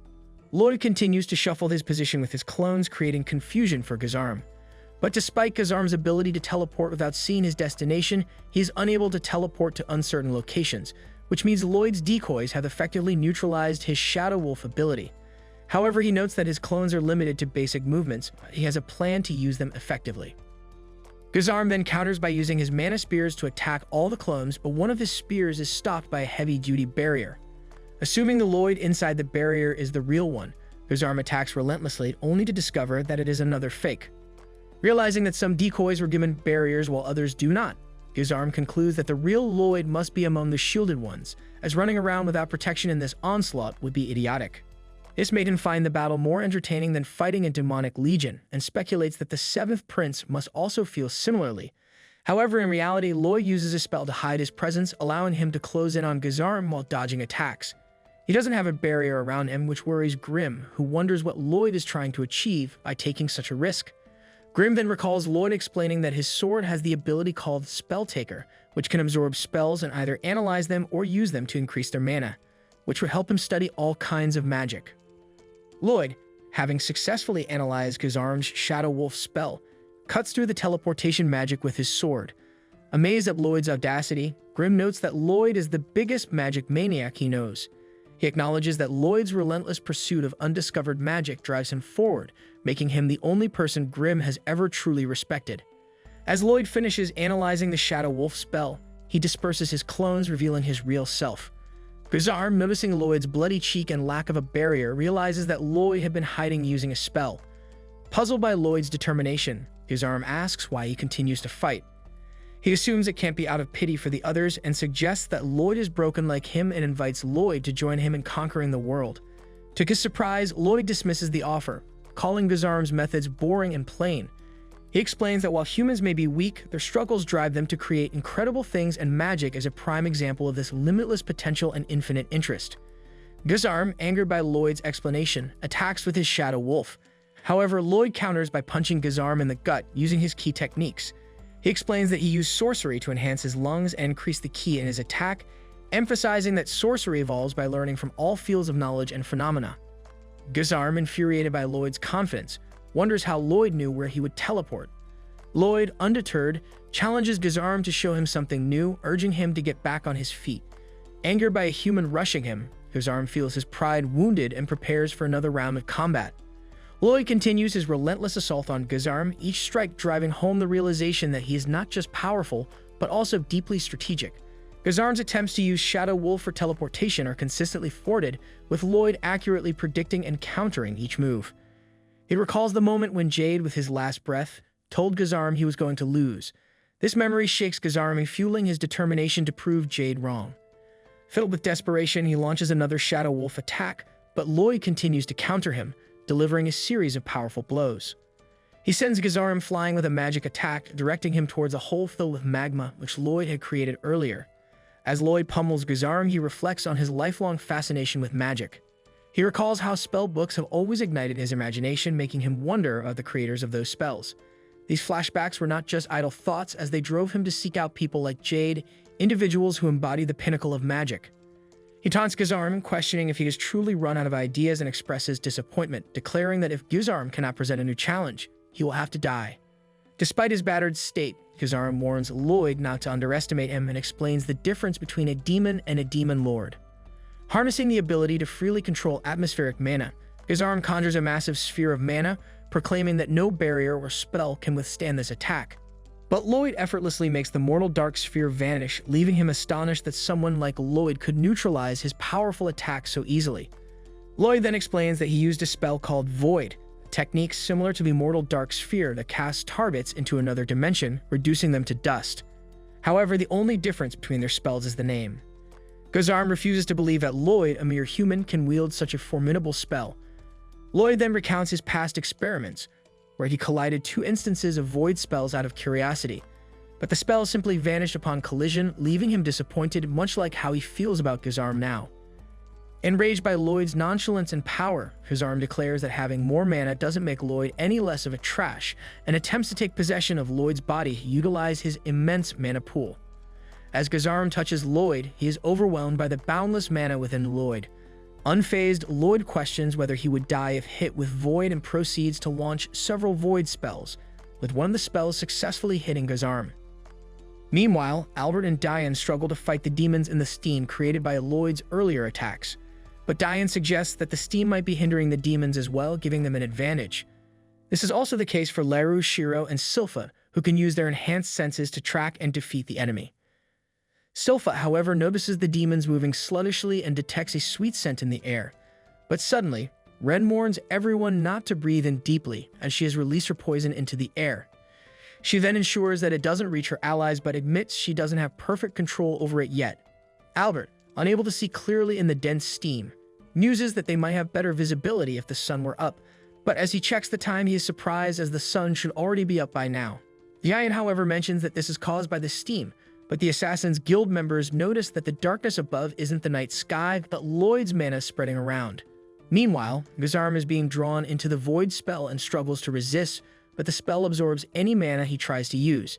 He considers abandoning his body, but soon finds he can't escape. Desperate, he pretends to be Jade, claiming he has regained control and pleading with Lloyd to stop the attack. However, Lloyd isn't fooled and casts another void spell from the opposite side, crushing Gazarm between the two spells. As Lloyd suppresses his mana, the sun finally breaks through, illuminating the battlefield, where suddenly Jade's spirit appears, thanking Lloyd and Grim. Seeing this, Ren recalls a conversation where Jade shared an urban legend about the seventh prince. He mentioned that on the day the prince was born, celebratory fireworks went off early, which was rumored to be due to a spell cast by the prince at birth. Initially, Galilei dismissed it as ridiculous gossip, but Jade found it fascinating. He hoped that if such a magical prodigy existed, they might lift them out of their curses and into the light. The scene shifts to Lloyd creating a grand grave for Jade, but Grim questions why it's so far from the others, and Lloyd explains that it's more of a memorial. He soon expresses admiration for Lloyd's successful use of the Void spell, noting its slow movement. But Lloyd credits his success to deciphering Shadow Wolf, which allowed him to detect when it was used. By linking this detection with his reflexes, he could automatically dodge and cast Void in response. Grim can't believe that Lloyd was able to figure out a complex spell like Shadow Wolf while toying with Gazarm, and Lloyd mentions that Gazarm was strong and admits it was foolish to try deciphering the spell in the middle of battle. But he needed to if he wanted to land an attack, as he wouldn't have been satisfied if he couldn't figure out the spell. However, all of this was only possible because Shadow Wolf was clearly laid out for him. He explains that at the end of his life, Jade actually managed to transcribe a complete spell for Shadow Wolf, leaving it behind thinking someone would rise to the challenge of overcoming it. He then humbly states that it wasn't him who won the fight, but it was Jade. Hearing this, Ren is moved to tears and thinks she needs to tell Lloyd how grateful she is. Albert then approaches Lloyd and asks whose grave it is, but soon realizes that it's the grave of the former leader of the Assassin's Guild and the previous ruler of Lordost, Jade. He reveals that he knows the whole story, stating that after learning of Jade's revolt, the Assassin's Guild came to Lloyd, an expert in sorcery, for help dealing with Jade. However, when they arrived, they encountered a horde of demons, and one of them was wearing Jade's body. He then continues by saying that the Assassin's Guild has told him how they've lived and their ambitions. Albert then mentions that he is proud of his little brother for helping them and for defeating a demon on his own. But he reminds him that things are not that simple. The members of the Assassin's Guild have been taken into custody, and Ren will be joining them once found, explaining that they are residents of the underworld who killed for a living and effectively kidnapped a member of the royal family, dragging him into a war, which are serious charges. However, the Assassin's Guild has said they want to make amends by serving Lloyd for the rest of their lives, and if that's not possible, they are ready to accept any punishment deemed necessary, leaving the decision to Lloyd. Albert tells Lloyd that this isn't like adopting a pet, as when these outlaws become his retainers and commit some blunder, Lloyd will be held responsible. He soon asks Lloyd for his decision, but Lloyd states that everything Albert said is quite reasonable and that he will take them under his wing, promising to take full responsibility for their actions.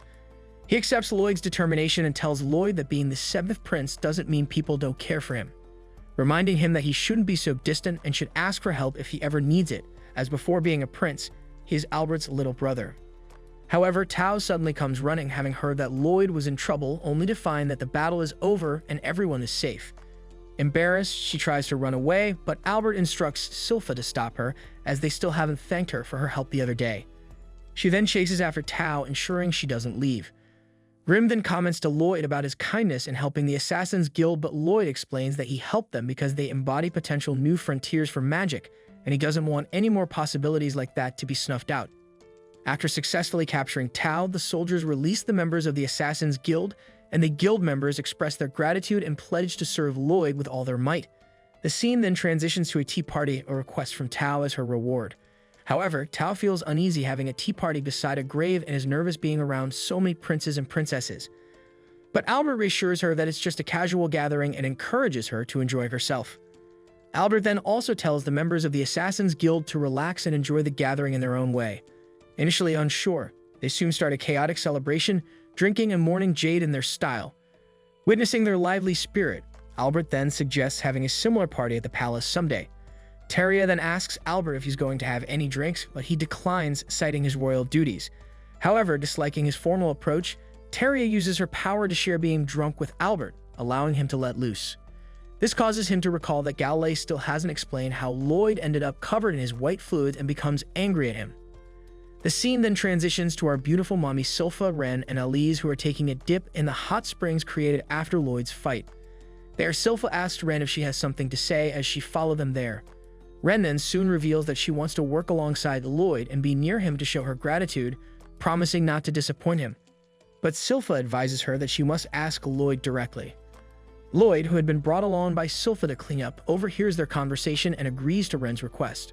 Surprised to see Lloyd there, Ren expresses her doubts about being accepted due to her past actions and being poison-blighted. But Lloyd reassures her, saying that she needs to stop calling herself blighted and understand her natural-born strength. He then suggests that by studying her poison, she could become a pharmacist and save lives, turning her poison into medicine. Later, back at the castle, Ren begins serving as Lloyd's maid alongside Sylpha, and Albert creates a cover story for the king to keep Lloyd out of trouble, allowing Lloyd to continue his magical research. The anime then ends here with Lloyd pleased that his true power remains undiscovered, enabling him to pursue his passion for magic. The second season of this beautiful anime begins with Lloyd, a superpowered child, mysteriously absent from his room. Ren enters to call him for breakfast but only finds Grim and Shiro, the giant cat. Confused, she looks around until a white light beside her casually greets her. Startled, she suddenly disappears into the large cat. Lloyd then reveals himself in his true form, explaining that he had suppressed his mana to hide his presence, a technique he had mastered earlier. Ren praises his ability, knowing how it took her a whole year to learn the same thing, while he managed it with ease. She admits she's still shy and hasn't adjusted to working in the mansion, having only been there for 2 days. Though Sylva had taught her proper etiquette, Ren still found it difficult, despite the delicious food and soft beds. She also had to learn sleeping etiquette, but vowed to keep trying to become the maid Lloyd could be proud of.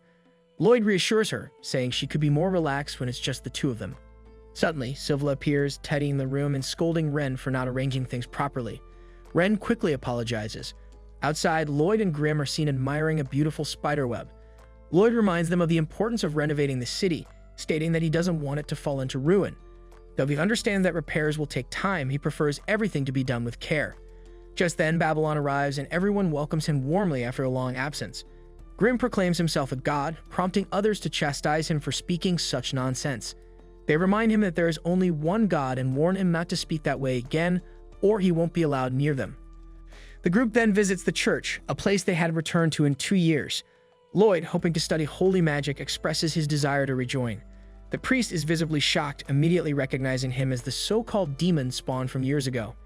However, one of the sisters, Escher, steps in and persuades the priest to forgive Lloyd's past mistakes and give him another chance. The priest agrees and assigns them a few tasks around the church, but it doesn't take long before Lloyd accidentally causes some objects to fall and break. He quickly apologizes to Escher, who gently reassures him that it was just an innocent mistake. However, upon closer inspection, she realizes that the broken item was her father's favorite decorative vase. Despite this, she calmly collects the shattered pieces without scolding him. Ren intervenes, suggesting that Escher shouldn't let Lloyd off so easily. Escher defends him, describing him as a kind boy obsessed with magic to the point of neglecting everything else. He once spent a lot of money learning new spells and even joined the church for that purpose. Escher recalls how he used to break vases, hoping she would kill him with a spell, but she never did, believing that such powers should only be used against real villains.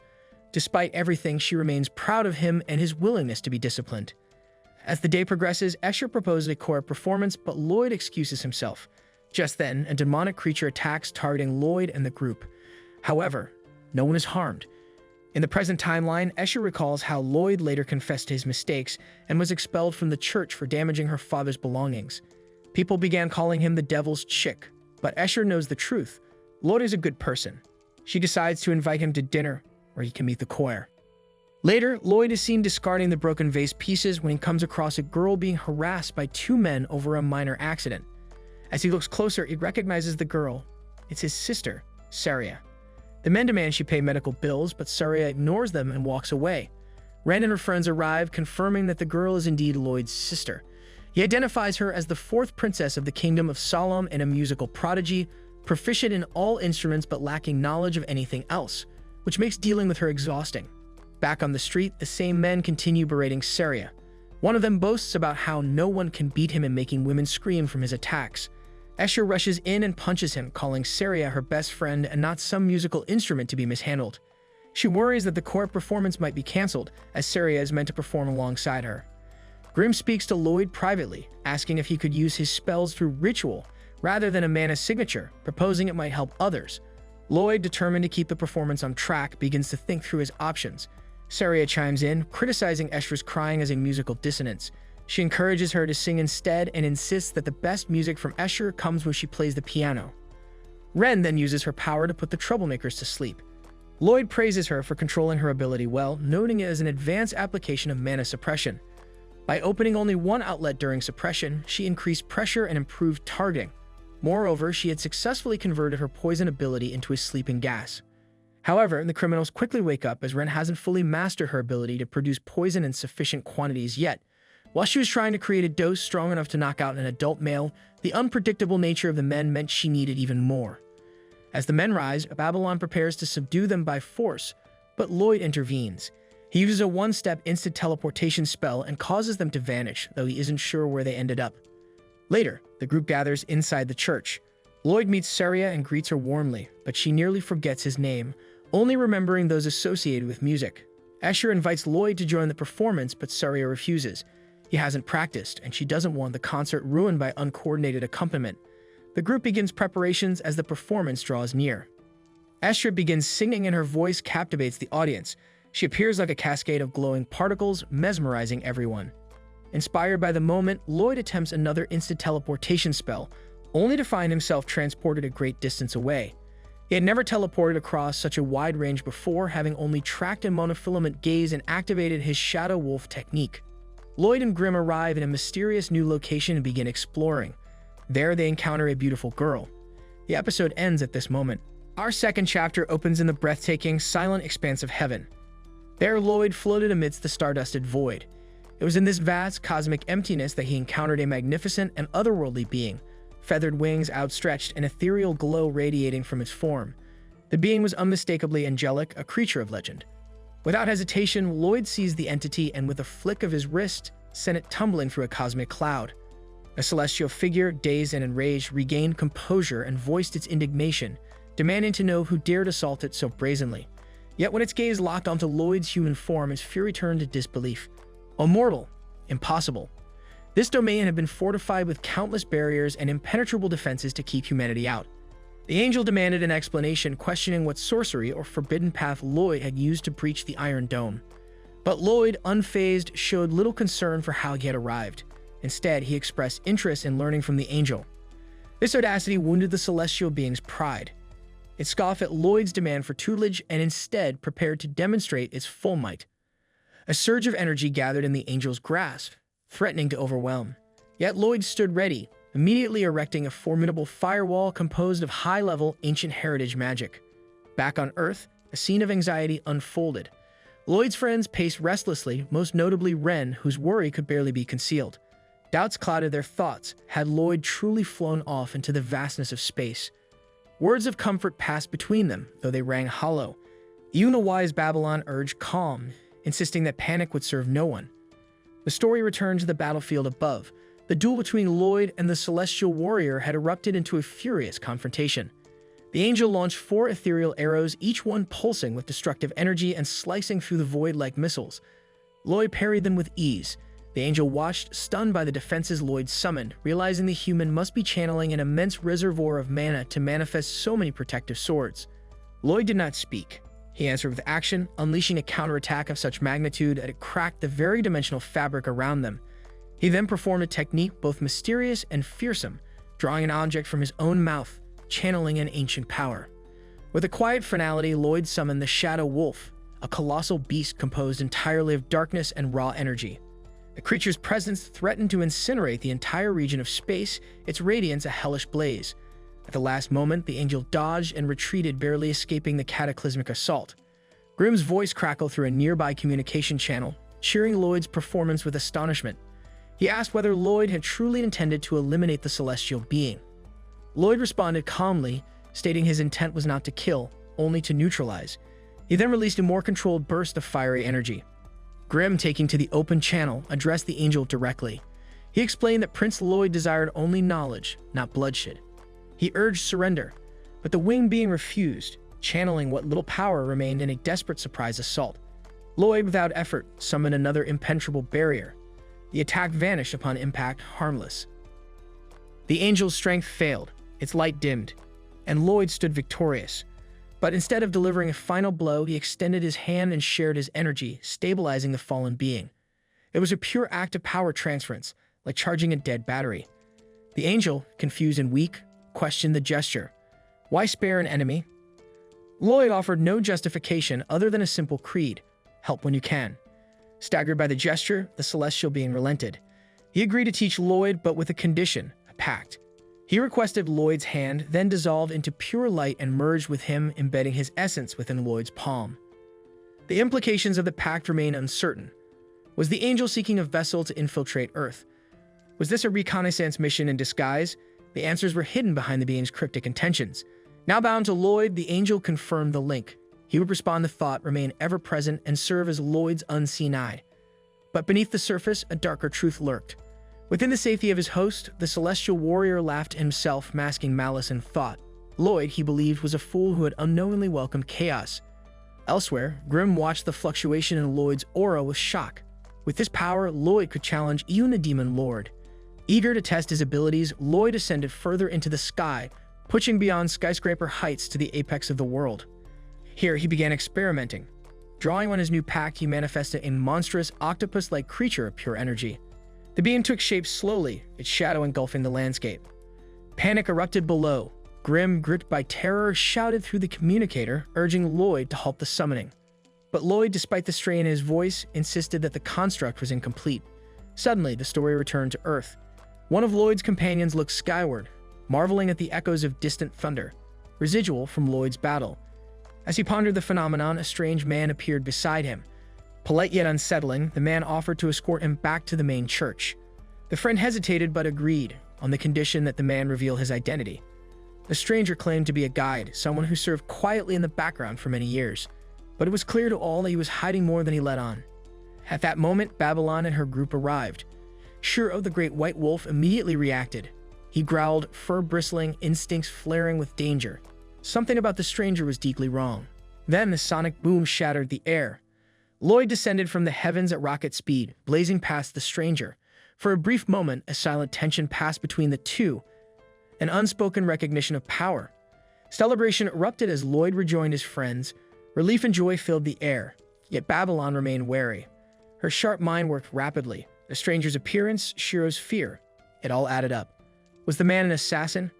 Was he here for Lloyd? Or someone else entirely? The camera shifted once more to the enigmatic figure now standing alone. His face twisted in silent rage. His cover might have been compromised, and whatever he had planned was far from over. When the angel met Lloyd's friends for the first time, he did not hide his disdain. To him, these beings were no more than unruly barbarians, and the idea of having to form a pact with them was utterly displeasing. Lloyd, however, reminded him that his research into sacred magic would progress more efficiently with a larger team. He requested the angel's assistance in helping his friends use magic, without meaning to forge a pact like the one they had. The angel scoffed at the suggestion, making it clear that Lloyd was a unique exception. He had no intention of entering into another pact with any other being. But Lloyd interrupted, pointing out that the angel's current form was far too conspicuous. He urged the angel to adopt a less noticeable appearance. Reacting quickly and somewhat vainly, the angel transformed into a small, adorable creature, assuming it would be enough to capture Lloyd's attention. Yet to his dismay, Lloyd didn't even notice the change. Later, Lloyd encountered the citizens of Lordos once again. The memory of their past disagreements stirred unrest among them. Talia, embarrassed by their behavior, apologized on their behalf, admitting that the people of Lordos were often difficult to handle. One of the troublemakers questioned why Talia would bow before a boy like Lloyd. However, they were abruptly halted by a radiant glow emanating from Lloyd. As the glow enveloped them, the two men underwent a strange transformation, shifting from water to wine. Their aggressive demeanor softened, and they suddenly became more attentive and kind. Talia, witnessing the shift, was stunned. Lloyd's magic had changed the personalities of the people of Lordos, something she once thought impossible. Babylon remained at the church. There he took it upon himself to cook for the sisters, gradually earning their trust as he worked to mend the church's damaged reputation. Lloyd, meanwhile, had run off, avoiding both his duties and the church. Grimm, annoyed by the angel's restlessness, warned him to behave if he wanted to continue living among them peacefully. Suddenly, another Lloyd called out to the servants, requesting tea. The angel, confused, asked what he was witnessing. Grimm clarified that this was a wooden doll, a clone Lloyd had created to handle simple tasks in his place. Eventually, the real Lloyd returned to his quarters and announced the need to initiate a ghoul hunt. Sacred magic needed testing, and the undead made perfect targets. Grimm reminded him that ghouls were not easy to find, but Lloyd explained that he had already gathered sufficient information about them during his stay in Lordost.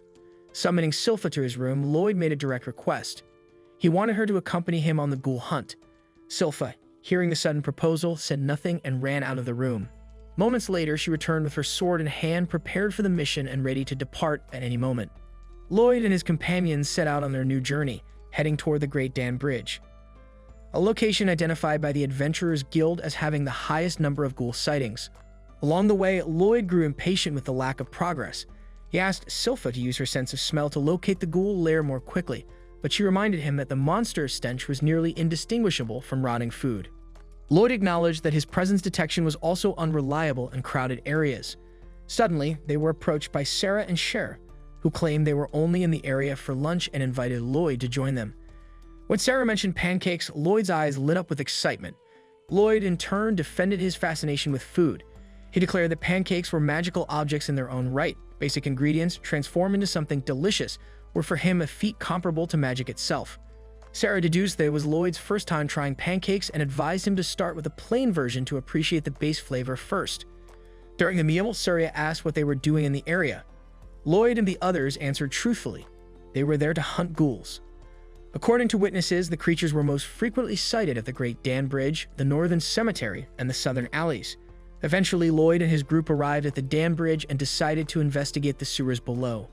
Silpha used her sense of smell to confirm the presence of ghouls. However, the overwhelming stench nearly knocked her out, affirming that the creatures were indeed hiding there. Lloyd then expressed concern over something he had heard. Silpha guessed correctly. He was thinking about the missing adventurers in the area. Lloyd confirmed her suspicion, revealing that one of his adventurer friends had recently disappeared.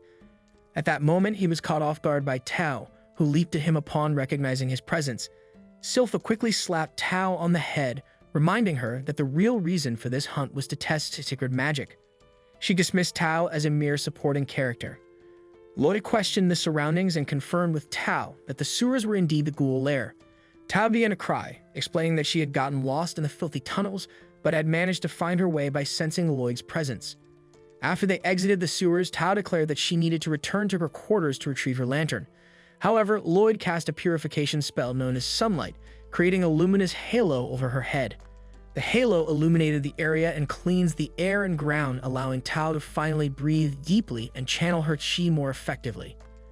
Shiro decided to continue the ghoul search on his own, but Lloyd noticed that the surrounding stench would likely hinder Shiro's sense of smell. To help, Lloyd activated his presence detection to scan the area. During the process, Tao interrupted him, recognizing a specific breathing technique.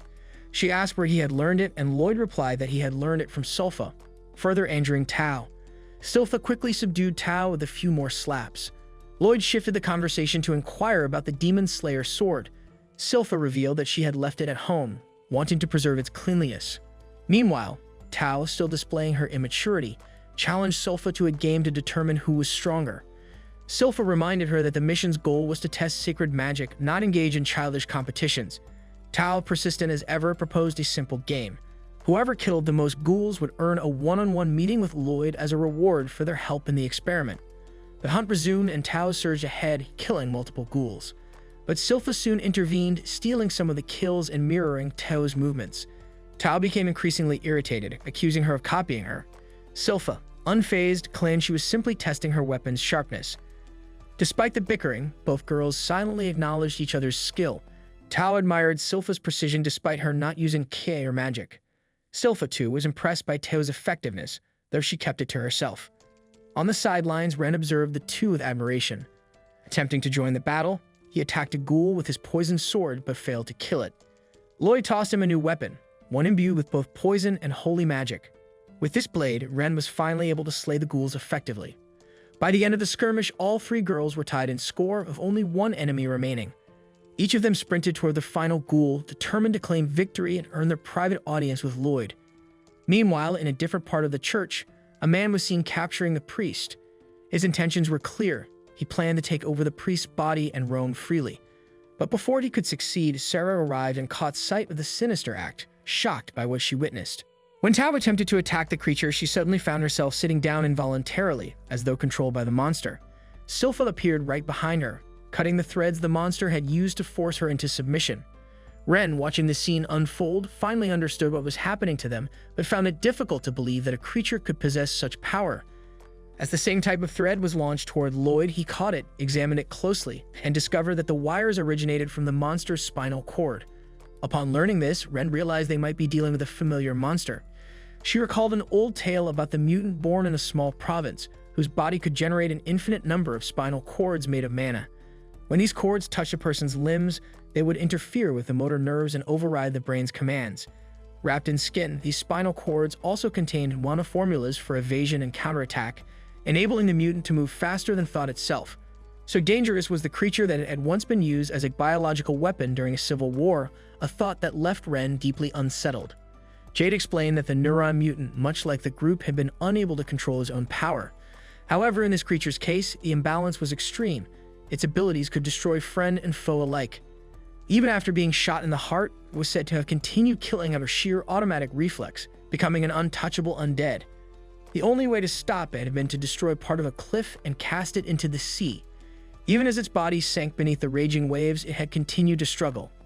In the present, Tao noticed a thread attached to her. Ren remarked that it still made little sense, as according to the rumors, the neuron mutant had perished after sinking into the ocean.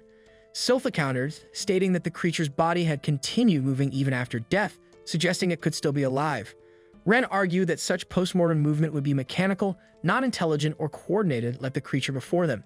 Despite all signs pointing to it, she maintained that it was impossible for the monster to be the neuron mutant. Lloyd, however, deduced that the creature could indeed be the neuron mutant, only now in its ghoul form. Tao noticed the monster advancing again and prepared to strike, but it produced even more threads to attack them. Meanwhile, Surya kept watch over the assault on the priest until a servant declared to his master that he preferred possessing Surya's body over the priest's. The master allowed it, instructing only that the body be put to good use. Before the servant could take full control, Babylon arrived and interrupted the possession attempt. Back with Lloyd and the others, the confrontation continued. Sylpha, having discerned the enemy's attack pattern, led the three girls in evading the monster's threads. However, the creature skillfully blocked every counterstrike, using its marrow threads both defensively and offensively. With all of its limbs engaged, Ren unleashed a potent neurotoxin directly targeting its nervous system, temporarily preventing it from using its threads. She urged the others to attack before the paralysis wore off. Tao immediately struck and passed the assault to Sylpha, who prepared to deliver the final blow. Sylpha followed with her lion's roar ability, seemingly eliminating the monster. However, Sylpha noted that in the last instant, its automatic movements had resumed. She suspected she had given it enough time to break its fall and found it unusual that the creature could control its powers so precisely. Since scourges were believed to lack such control, she concluded the situation was more dire than they had thought. The monster fled, and Sylpha warned the others not to let it escape.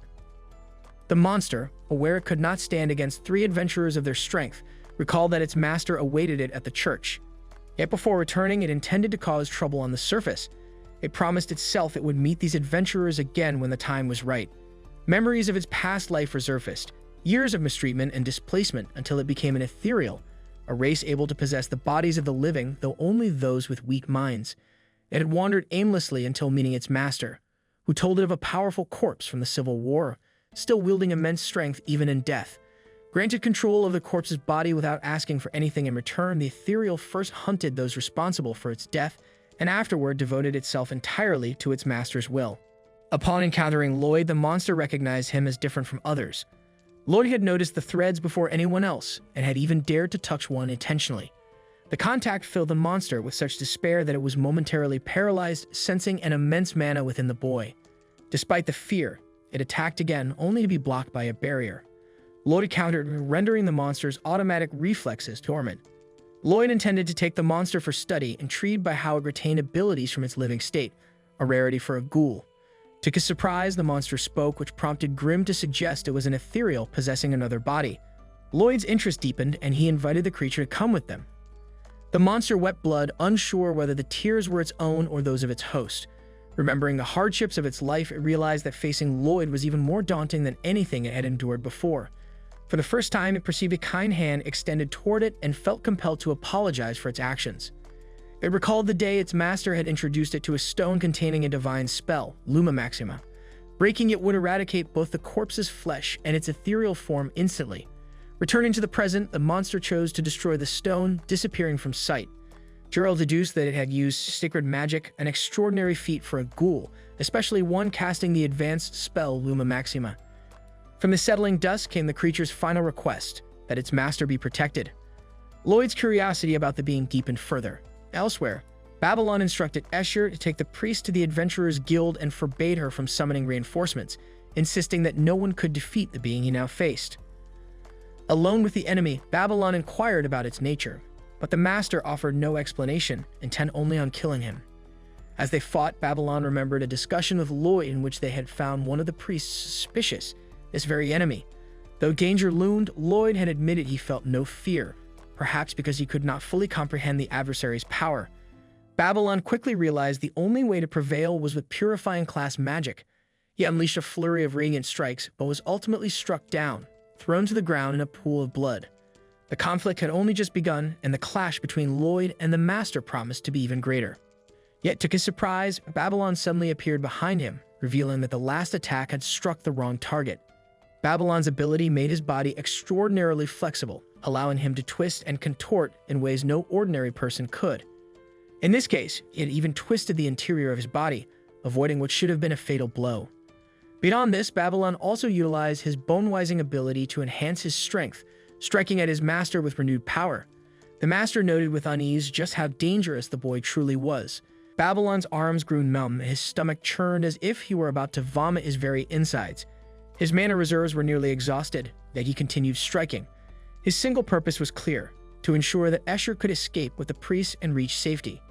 In the midst of the battle, the master's claws burst forth from his back, striking Babylon and sending him crashing against the wall. The master observed him with a calculating gaze, recognizing the boy's potential as a suitable vessel. Deciding Babylon's body would make an excellent host, he resolved to kill him and claim it for his own. Meanwhile, at the guild, Katarina busied herself tending to adventurers who had taken shelter from the heavy rain. She muttered her complaints, irritated that the guild had been reduced to little more than a refuge. Her annoyance broke when another figure entered. Assuming it was another adventurer seeking cover, she looked up and was startled to see Escher herself. The young woman was visibly shaken. Katarina approached her, trying to understand what had happened, but before she could learn more, two adventurers stepped forward, eager to help. Though she had their full support, Escher's mind drifted back to the master's ominous threats.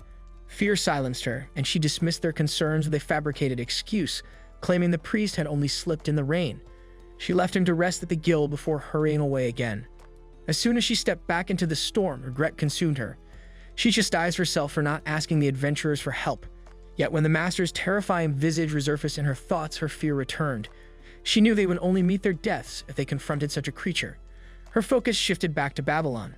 If she did not act quickly, he would perish. But what could she do? She belittled herself as she ran, reminding herself that her only skill was singing, a gift useless in battle. Rain mixed with tears as she cried out for divine aid, her mind haunted by memories of her sister mocking her devotion and questioning her worthiness to be called a holy woman. The memory crushed her until, stumbling, she collapsed into a puddle. Strong hands caught her before she fell further. Lloyd had arrived, umbrella in hand, having been caught in the storm on his way to the guild. He offered to escort her to the church, but Escher, desperate at last, pleaded with him to save Babylon. Immediately afterward, fear gripped her again, and she tried to retract her request, convinced that if Lloyd faced the master, he too would be killed. While Escher wrestled with her fear, Babylon drifted into unconsciousness and awoke in a strange white room. Accepting his state, he mused that his life had never been ideal, and that his death might simply be another inevitability. What mattered most was that Escher had escaped. As he explored, he stumbled into another vision, pulled into a place where a young woman's song filled the air. For a moment, he abandoned even his desire for drink, captivated by her voice until he realized the melody was intended to wake him. 3 days had passed since the battle. Lloyd had rescued Babylon, carrying him to Lordo's for treatment. When the boy awoke, his companions explained how close to death he had been. Healing magic had been cast upon him for over 10 hours, yet still he had not stirred. It was only through sheer effort and Escher's tireless purification that he survived. Lloyd downplayed his own role, though he reminded Babylon that without his teleportation, survival would have been impossible. Grateful for their aid, Babylon listened as Lloyd questioned him about the battle. When Babylon described the enemy's shape-shifting and his ability to wield Luxa, Jirol grew irritated, unwilling to believe such divine magic could belong to one outside the church. Babylon explained that he had struck with multiple divine blows, yet none had affected the master. Lloyd noted grimly that such attacks only harm those burdened by guilt. The fact that the enemy suffered no damage meant either he truly felt justified in his actions, or his conviction was so absolute that purification could not pierce it. Either way, this enemy promised to be a formidable challenge. Later, hearing the priest's account, Lloyd deduced that the master had targeted Escher and the priests specifically, seeking to use them as vessels to infiltrate the church. Yet the full purpose behind the attacks remained unclear. Babylon admitted to encountering the enemy within the inner garden, a revelation that stirred Lloyd's suspicion. He ordered the area investigated. During this, Katerina reported her findings to the church headquarters. She presented the image of the man who had attacked Babylon and informed them he had wielded sacred magic. The priests reacted with hostility, dismissing her account as blasphemous rumor. They refused to accept that a simple monster could possess such abilities. Some even accused the governor of Lordos of fabricating lies, branding him untrustworthy. The meeting ended with demands for proof, leaving Katerina disheartened by their arrogance. Lloyd pressed forward with his own search. As the brothers broke apart the garden floor, a hidden staircase was uncovered, sealed by materials designed to block both mana and divine energy. Outraged by this secret beneath the church, Escher demanded to join the investigation. Together, they descended into the depths and discovered horrifying evidence of experimentation on living beings. The revelations shattered any remaining illusions. Beneath the sacred walls of the church lay a dark truth that could no longer be ignored. Everyone believed you would not return after the commotion he caused in the garden. While investigating, Ren noticed that one of the experiments resembled the ghouls they had once fought in the sewers. Silpha observed another specimen that possessed a claw, leading Lloyd to conclude that the man responsible had been using synthesis to create monsters. He explained that the process involved taking cells from living organisms and cultivating new limbs, possibly as part of an attempt to infuse wraiths into human bodies. Escher was in disbelief that such atrocities had taken place beneath the church. Silpha realized then that the ghouls they had fought were not genuine, but rather creatures created through experimentation, chimeras.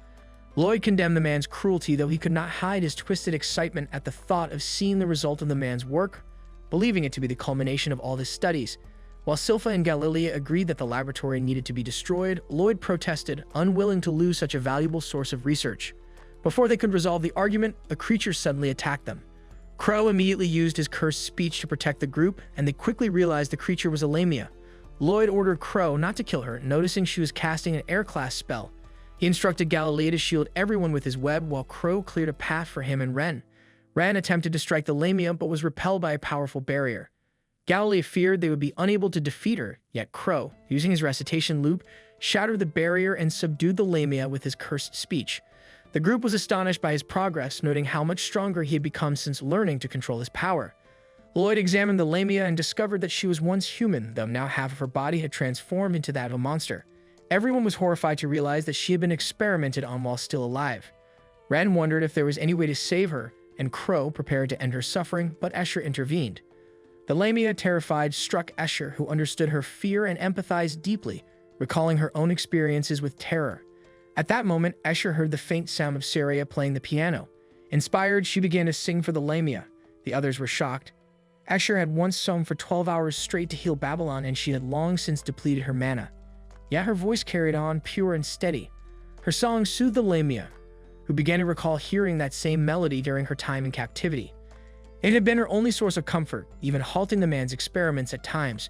Moved by the memory, the Lamia apologized for her actions, acknowledging that she was still human. Overwhelmed, she began to cry, and Escher embraced her, apologizing for not saving her sooner despite having been so close. Soon after, Albert was informed of the underground laboratory's existence.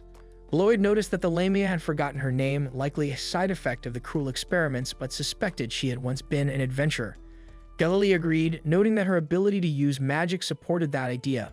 The Lamia expressed sadness over her appearance, believing she could never live a normal life again, but Galilea invited her to stay with them in Lourdes, where she could live peacefully. The Lamia was overjoyed at the offer. When Lloyd asked her about the mysterious man behind the experiments, she handed him a rosary the man had left in the lab. She claimed not to know him personally, but mentioned that he harbored a deep hatred for the gods. Lloyd then gave her the research notes from the lab. Though Escher feared the notes were too dangerous, Lloyd believed they might hold the key to restoring her humanity. He explained that her body continued to function through intricate mana signatures that even he could not fully decipher, but she might one day be able to reverse the transformation. Encouraged, the Lamia accepted the notes and vowed to return to her original form. Escher, however, felt overwhelmed and quietly left the room. Gevely and Crow promised to support the Lamia, and together they decided she needed a name. Lloyd suggested calling her Lamie, which everyone accepted warmly. Later, Escher found Saria still at the church, taking a break from recital practice. Escher expressed her desire to sing alongside her, believing it was the one thing she could truly do well. Saria gladly agreed, proposing that they turn it into a grand performance. Meanwhile, Albert decided that the upcoming festival might need to be cancelled due to the growing threat. Escher became distraught at the idea, but Albert insisted that the mysterious man remained at large. As the girls played with Shiro, Sofa reprimanded them and pondered the true motive behind the experiments. The group speculated that the man intended to use his creations to sabotage the festival and assassinate the Pope.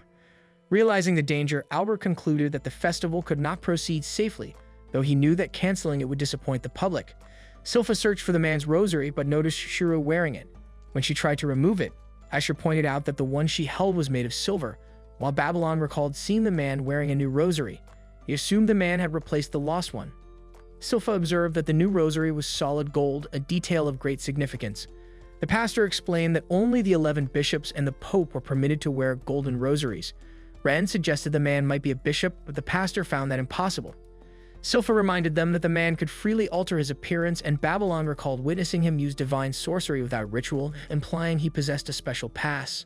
The pastor was stunned, realizing that only bishops and the Pope had access to such power.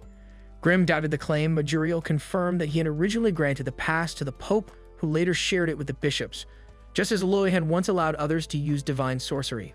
Albert then revealed that the church had rejected Babylon's testimony and refused to cancel the festival. He feared for the Pope's life, convinced that the church had already been infiltrated. With time running out before the festival, Sofa proposed separating the Pope from his bishops to watch them closely. Albert agreed that it was their best option, but stressed that they could not trust outsiders with this information. They resolved to work together to monitor the bishops and act when necessary. That evening, Bishop Anastasia intercepted a sister carrying a letter from Albert intended for the Pope. Taking it for herself, she read it with a smile. The letter revealed Albert's plan to inspect the church facilities, keeping the Pope and bishops in separate groups. Anastasia entered a hidden passage leading to the mysterious man's secret lair and informed him of Albert's plan. The man deduced that the Lamia had betrayed him and looked down at his blighted arm, the last remnant of his former body. Absorbing the arm, he regained his blighted power, declaring that nothing could stop him. It was then revealed that the destroyed laboratory had merely been one of many branches, and he still had access to the chimeras. With his preparations complete, he was ready to unleash his plan during the festival. Silphin informed the bishops that their welcome parade had been cancelled and that members of the team would instead escort them individually. Gamma reacted with anger at the idea of being separated from Gitane, but Gitane clarified that the new arrangement was part of Albert's plan to protect them after the recent attack. Silpha reassured the group that the team would keep them safe and instructed everyone to enter the carriages designated for their respective assignments. As preparations continued, Silpha approached Anastasia and informed her that she would be her escort for the day. Among the bishops, Bats displayed his usual overconfidence, believing he needed no guards and could defeat anyone who challenged him. Danny viewed Bats' boasting as pointless and considered it an empty show of pride, something Bats failed to understand. Bats grew irritated when Dan dismissed him bluntly, but Ren urged Dan to focus on leaving. Bats remained determined to continue their quarrel until Melissa forcefully dragged him toward their carriage. Meanwhile, Till hoped she would be assigned to someone handsome, but instead she was paired with the two bald bishops, Almaki and Almaki, leaving her visibly disappointed. Nearby, Rosalis recognized Babylon as the person who had previously reported the mysterious priest-like figure. Rosalis found it hard to believe Babylon suspected the man was from the church at all. Thor viewed the assumption as disrespectful, and when Rosalis questioned Babylon about any progress on the case, Babylon admitted he had no leads. Talia prepared to depart with Gammo, who noticed she was carrying a drink. She explained that it was meant to match the atmosphere of the festival, but Gammo scolded her for being careless while assigned to protective duty. At the church, the king stood with Albert, who mentioned that Gitane would arrive soon. The king welcomed the chance to see his old friend again. Albert believed that splitting up the bishops was the right strategic move, as the mysterious priest was likely hiding among them and therefore would not be able to approach the Pope. When Gitane's carriage arrived, the king greeted him warmly, expressing his anticipation. Despite the cheerful setting, Albert felt uneasy. Security seemed far too light, and the festival's prohibition on weapons left him concerned. A flashback revealed Albert's earlier discussion with the king about the mysterious priest. The king had not recognized the man and believed canceling the festival so late would cause chaos. He instructed Albert to wait until the festival ended before beginning his investigation, but permitted tighter security on the day itself. In the present, Albert silently hoped that nothing disastrous would occur, desiring only that citizens enjoy the event and return home safely. Nearby, several men admired Silpha's appearance, catching Anastasia's attention. Anastasia wondered whether Silpha might secretly be aligned with their enemies, considering the girl seemed deceptively dangerous. Silpha recalled how Anastasia had confronted her earlier about changing clothes. Silpha had insisted she had nothing else to wear, only for Anastasia to lift her skirt and discover the hidden sword she wore. Anastasia had ordered her to remove the weapon and choose a dress with a shorter skirt instead. Silpha now hoped Anastasia was not an enemy, recognizing her perceptiveness but also reminding herself that she could still function even without her sword. She worried that her mission might become more difficult, yet believed it no longer mattered, certain that nothing could stop the events already set in motion. Without warning, the ground began to shake. The crowd initially believed it was part of the performance, but Albert immediately sensed something was wrong. A giant creature emerged near the church, triggering widespread panic. Gitane observed the unfolding terror with unsettling calm, recognizing that the gate to hell had opened and that everything was progressing exactly as he intended. A flashback revealed the moment pastors visited Gitane to inform him that he was a candidate for the position of pope. They invited him to undergo the ritual, and he agreed. To test him, they bathed him in their Luma Maxima, expecting the sacred light to reveal impurities. When the spell produced no effect, they concluded that his soul held no shadows and immediately deemed him worthy, crowning him as pope. Yet Gitane had sensed a darkness within himself, one so deep that even divine power could not destroy it. In the present, Gitane reflected on his original plan to unleash chimeras upon the church, though Albert had already destroyed his laboratory. Nonetheless, he remained certain that his remaining forces would soon overwhelm the nation. Across the city, monsters poured out of an enormous hole, validating his belief. Albert was stunned to discover that the Pope was the true villain and regretted not protecting his father instead. Gitane resolved to eradicate all who followed divine teachings, believing that the doctrine of purity had misguided humanity. In his view, killing and stealing were acceptable as long as the intention behind them remained untainted. Juriel contacted Gitane as chaos spread, prompting Gitane to explain that he sought the descent of God onto the earth. His rampage had been an attempt to provoke divine intervention, but even his atrocities had failed to draw a response. Juriel tried to understand the cause of his corruption, but Gitane refused to speak. Seizing the moment, he captured Albert and the king. When the king noted that the image of the mysterious priest resembled Gitane's deceased son, he wondered if grief had driven him astray. Gitane ignored the question, asking instead whether those would be the king's final words. He prepared to kill him, fully intending to send the entire royal family to the heavens. However, just as he aimed to strike, everyone was suddenly transported away. Juriel announced that Gitane was about to face his master, and Lloyd appeared. Gitane remembered the chilling power he had sensed when they first met and saw the confrontation as the final step in his descent into darkness. At the royal palace, Dainana was shocked to see the group suddenly materialize. The king questioned what had happened, and Albert concluded that their enemy must have disguised himself as Gitane. The king agreed and declared that the church had fallen under enemy control, ordering his soldiers to defend the civilians. On the battlefield, Gitane realized that Lloyd had been suppressing his mana to conceal his presence. He ordered Grimm and Juriel to assist the people defending the city. Juriel wished to fight Gitane, but Lloyd prevented it, knowing Juriel would stand no chance. Grimm remembered Lloyd's earlier warning that Gitane, too, had been suppressing his mana, meaning his true power rivaled that of a demon lord. Before leaving, Grimm warned Lloyd not to act recklessly. Lloyd promised caution, prompting Grimm and Juriel to rush toward the city's defense. Gitane attempted to stop them by unleashing attacks with his unholy swords, but Lloyd countered with a massive fire blast that forced Gitane into a defensive stance.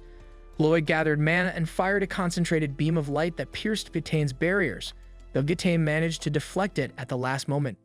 Lloyd immediately closed the distance, striking him repeatedly before summoning divine spears that impaled him. The attack carried both combatants into the sky, leaving Grimm and Juriel astonished at the overwhelming power Lloyd displayed.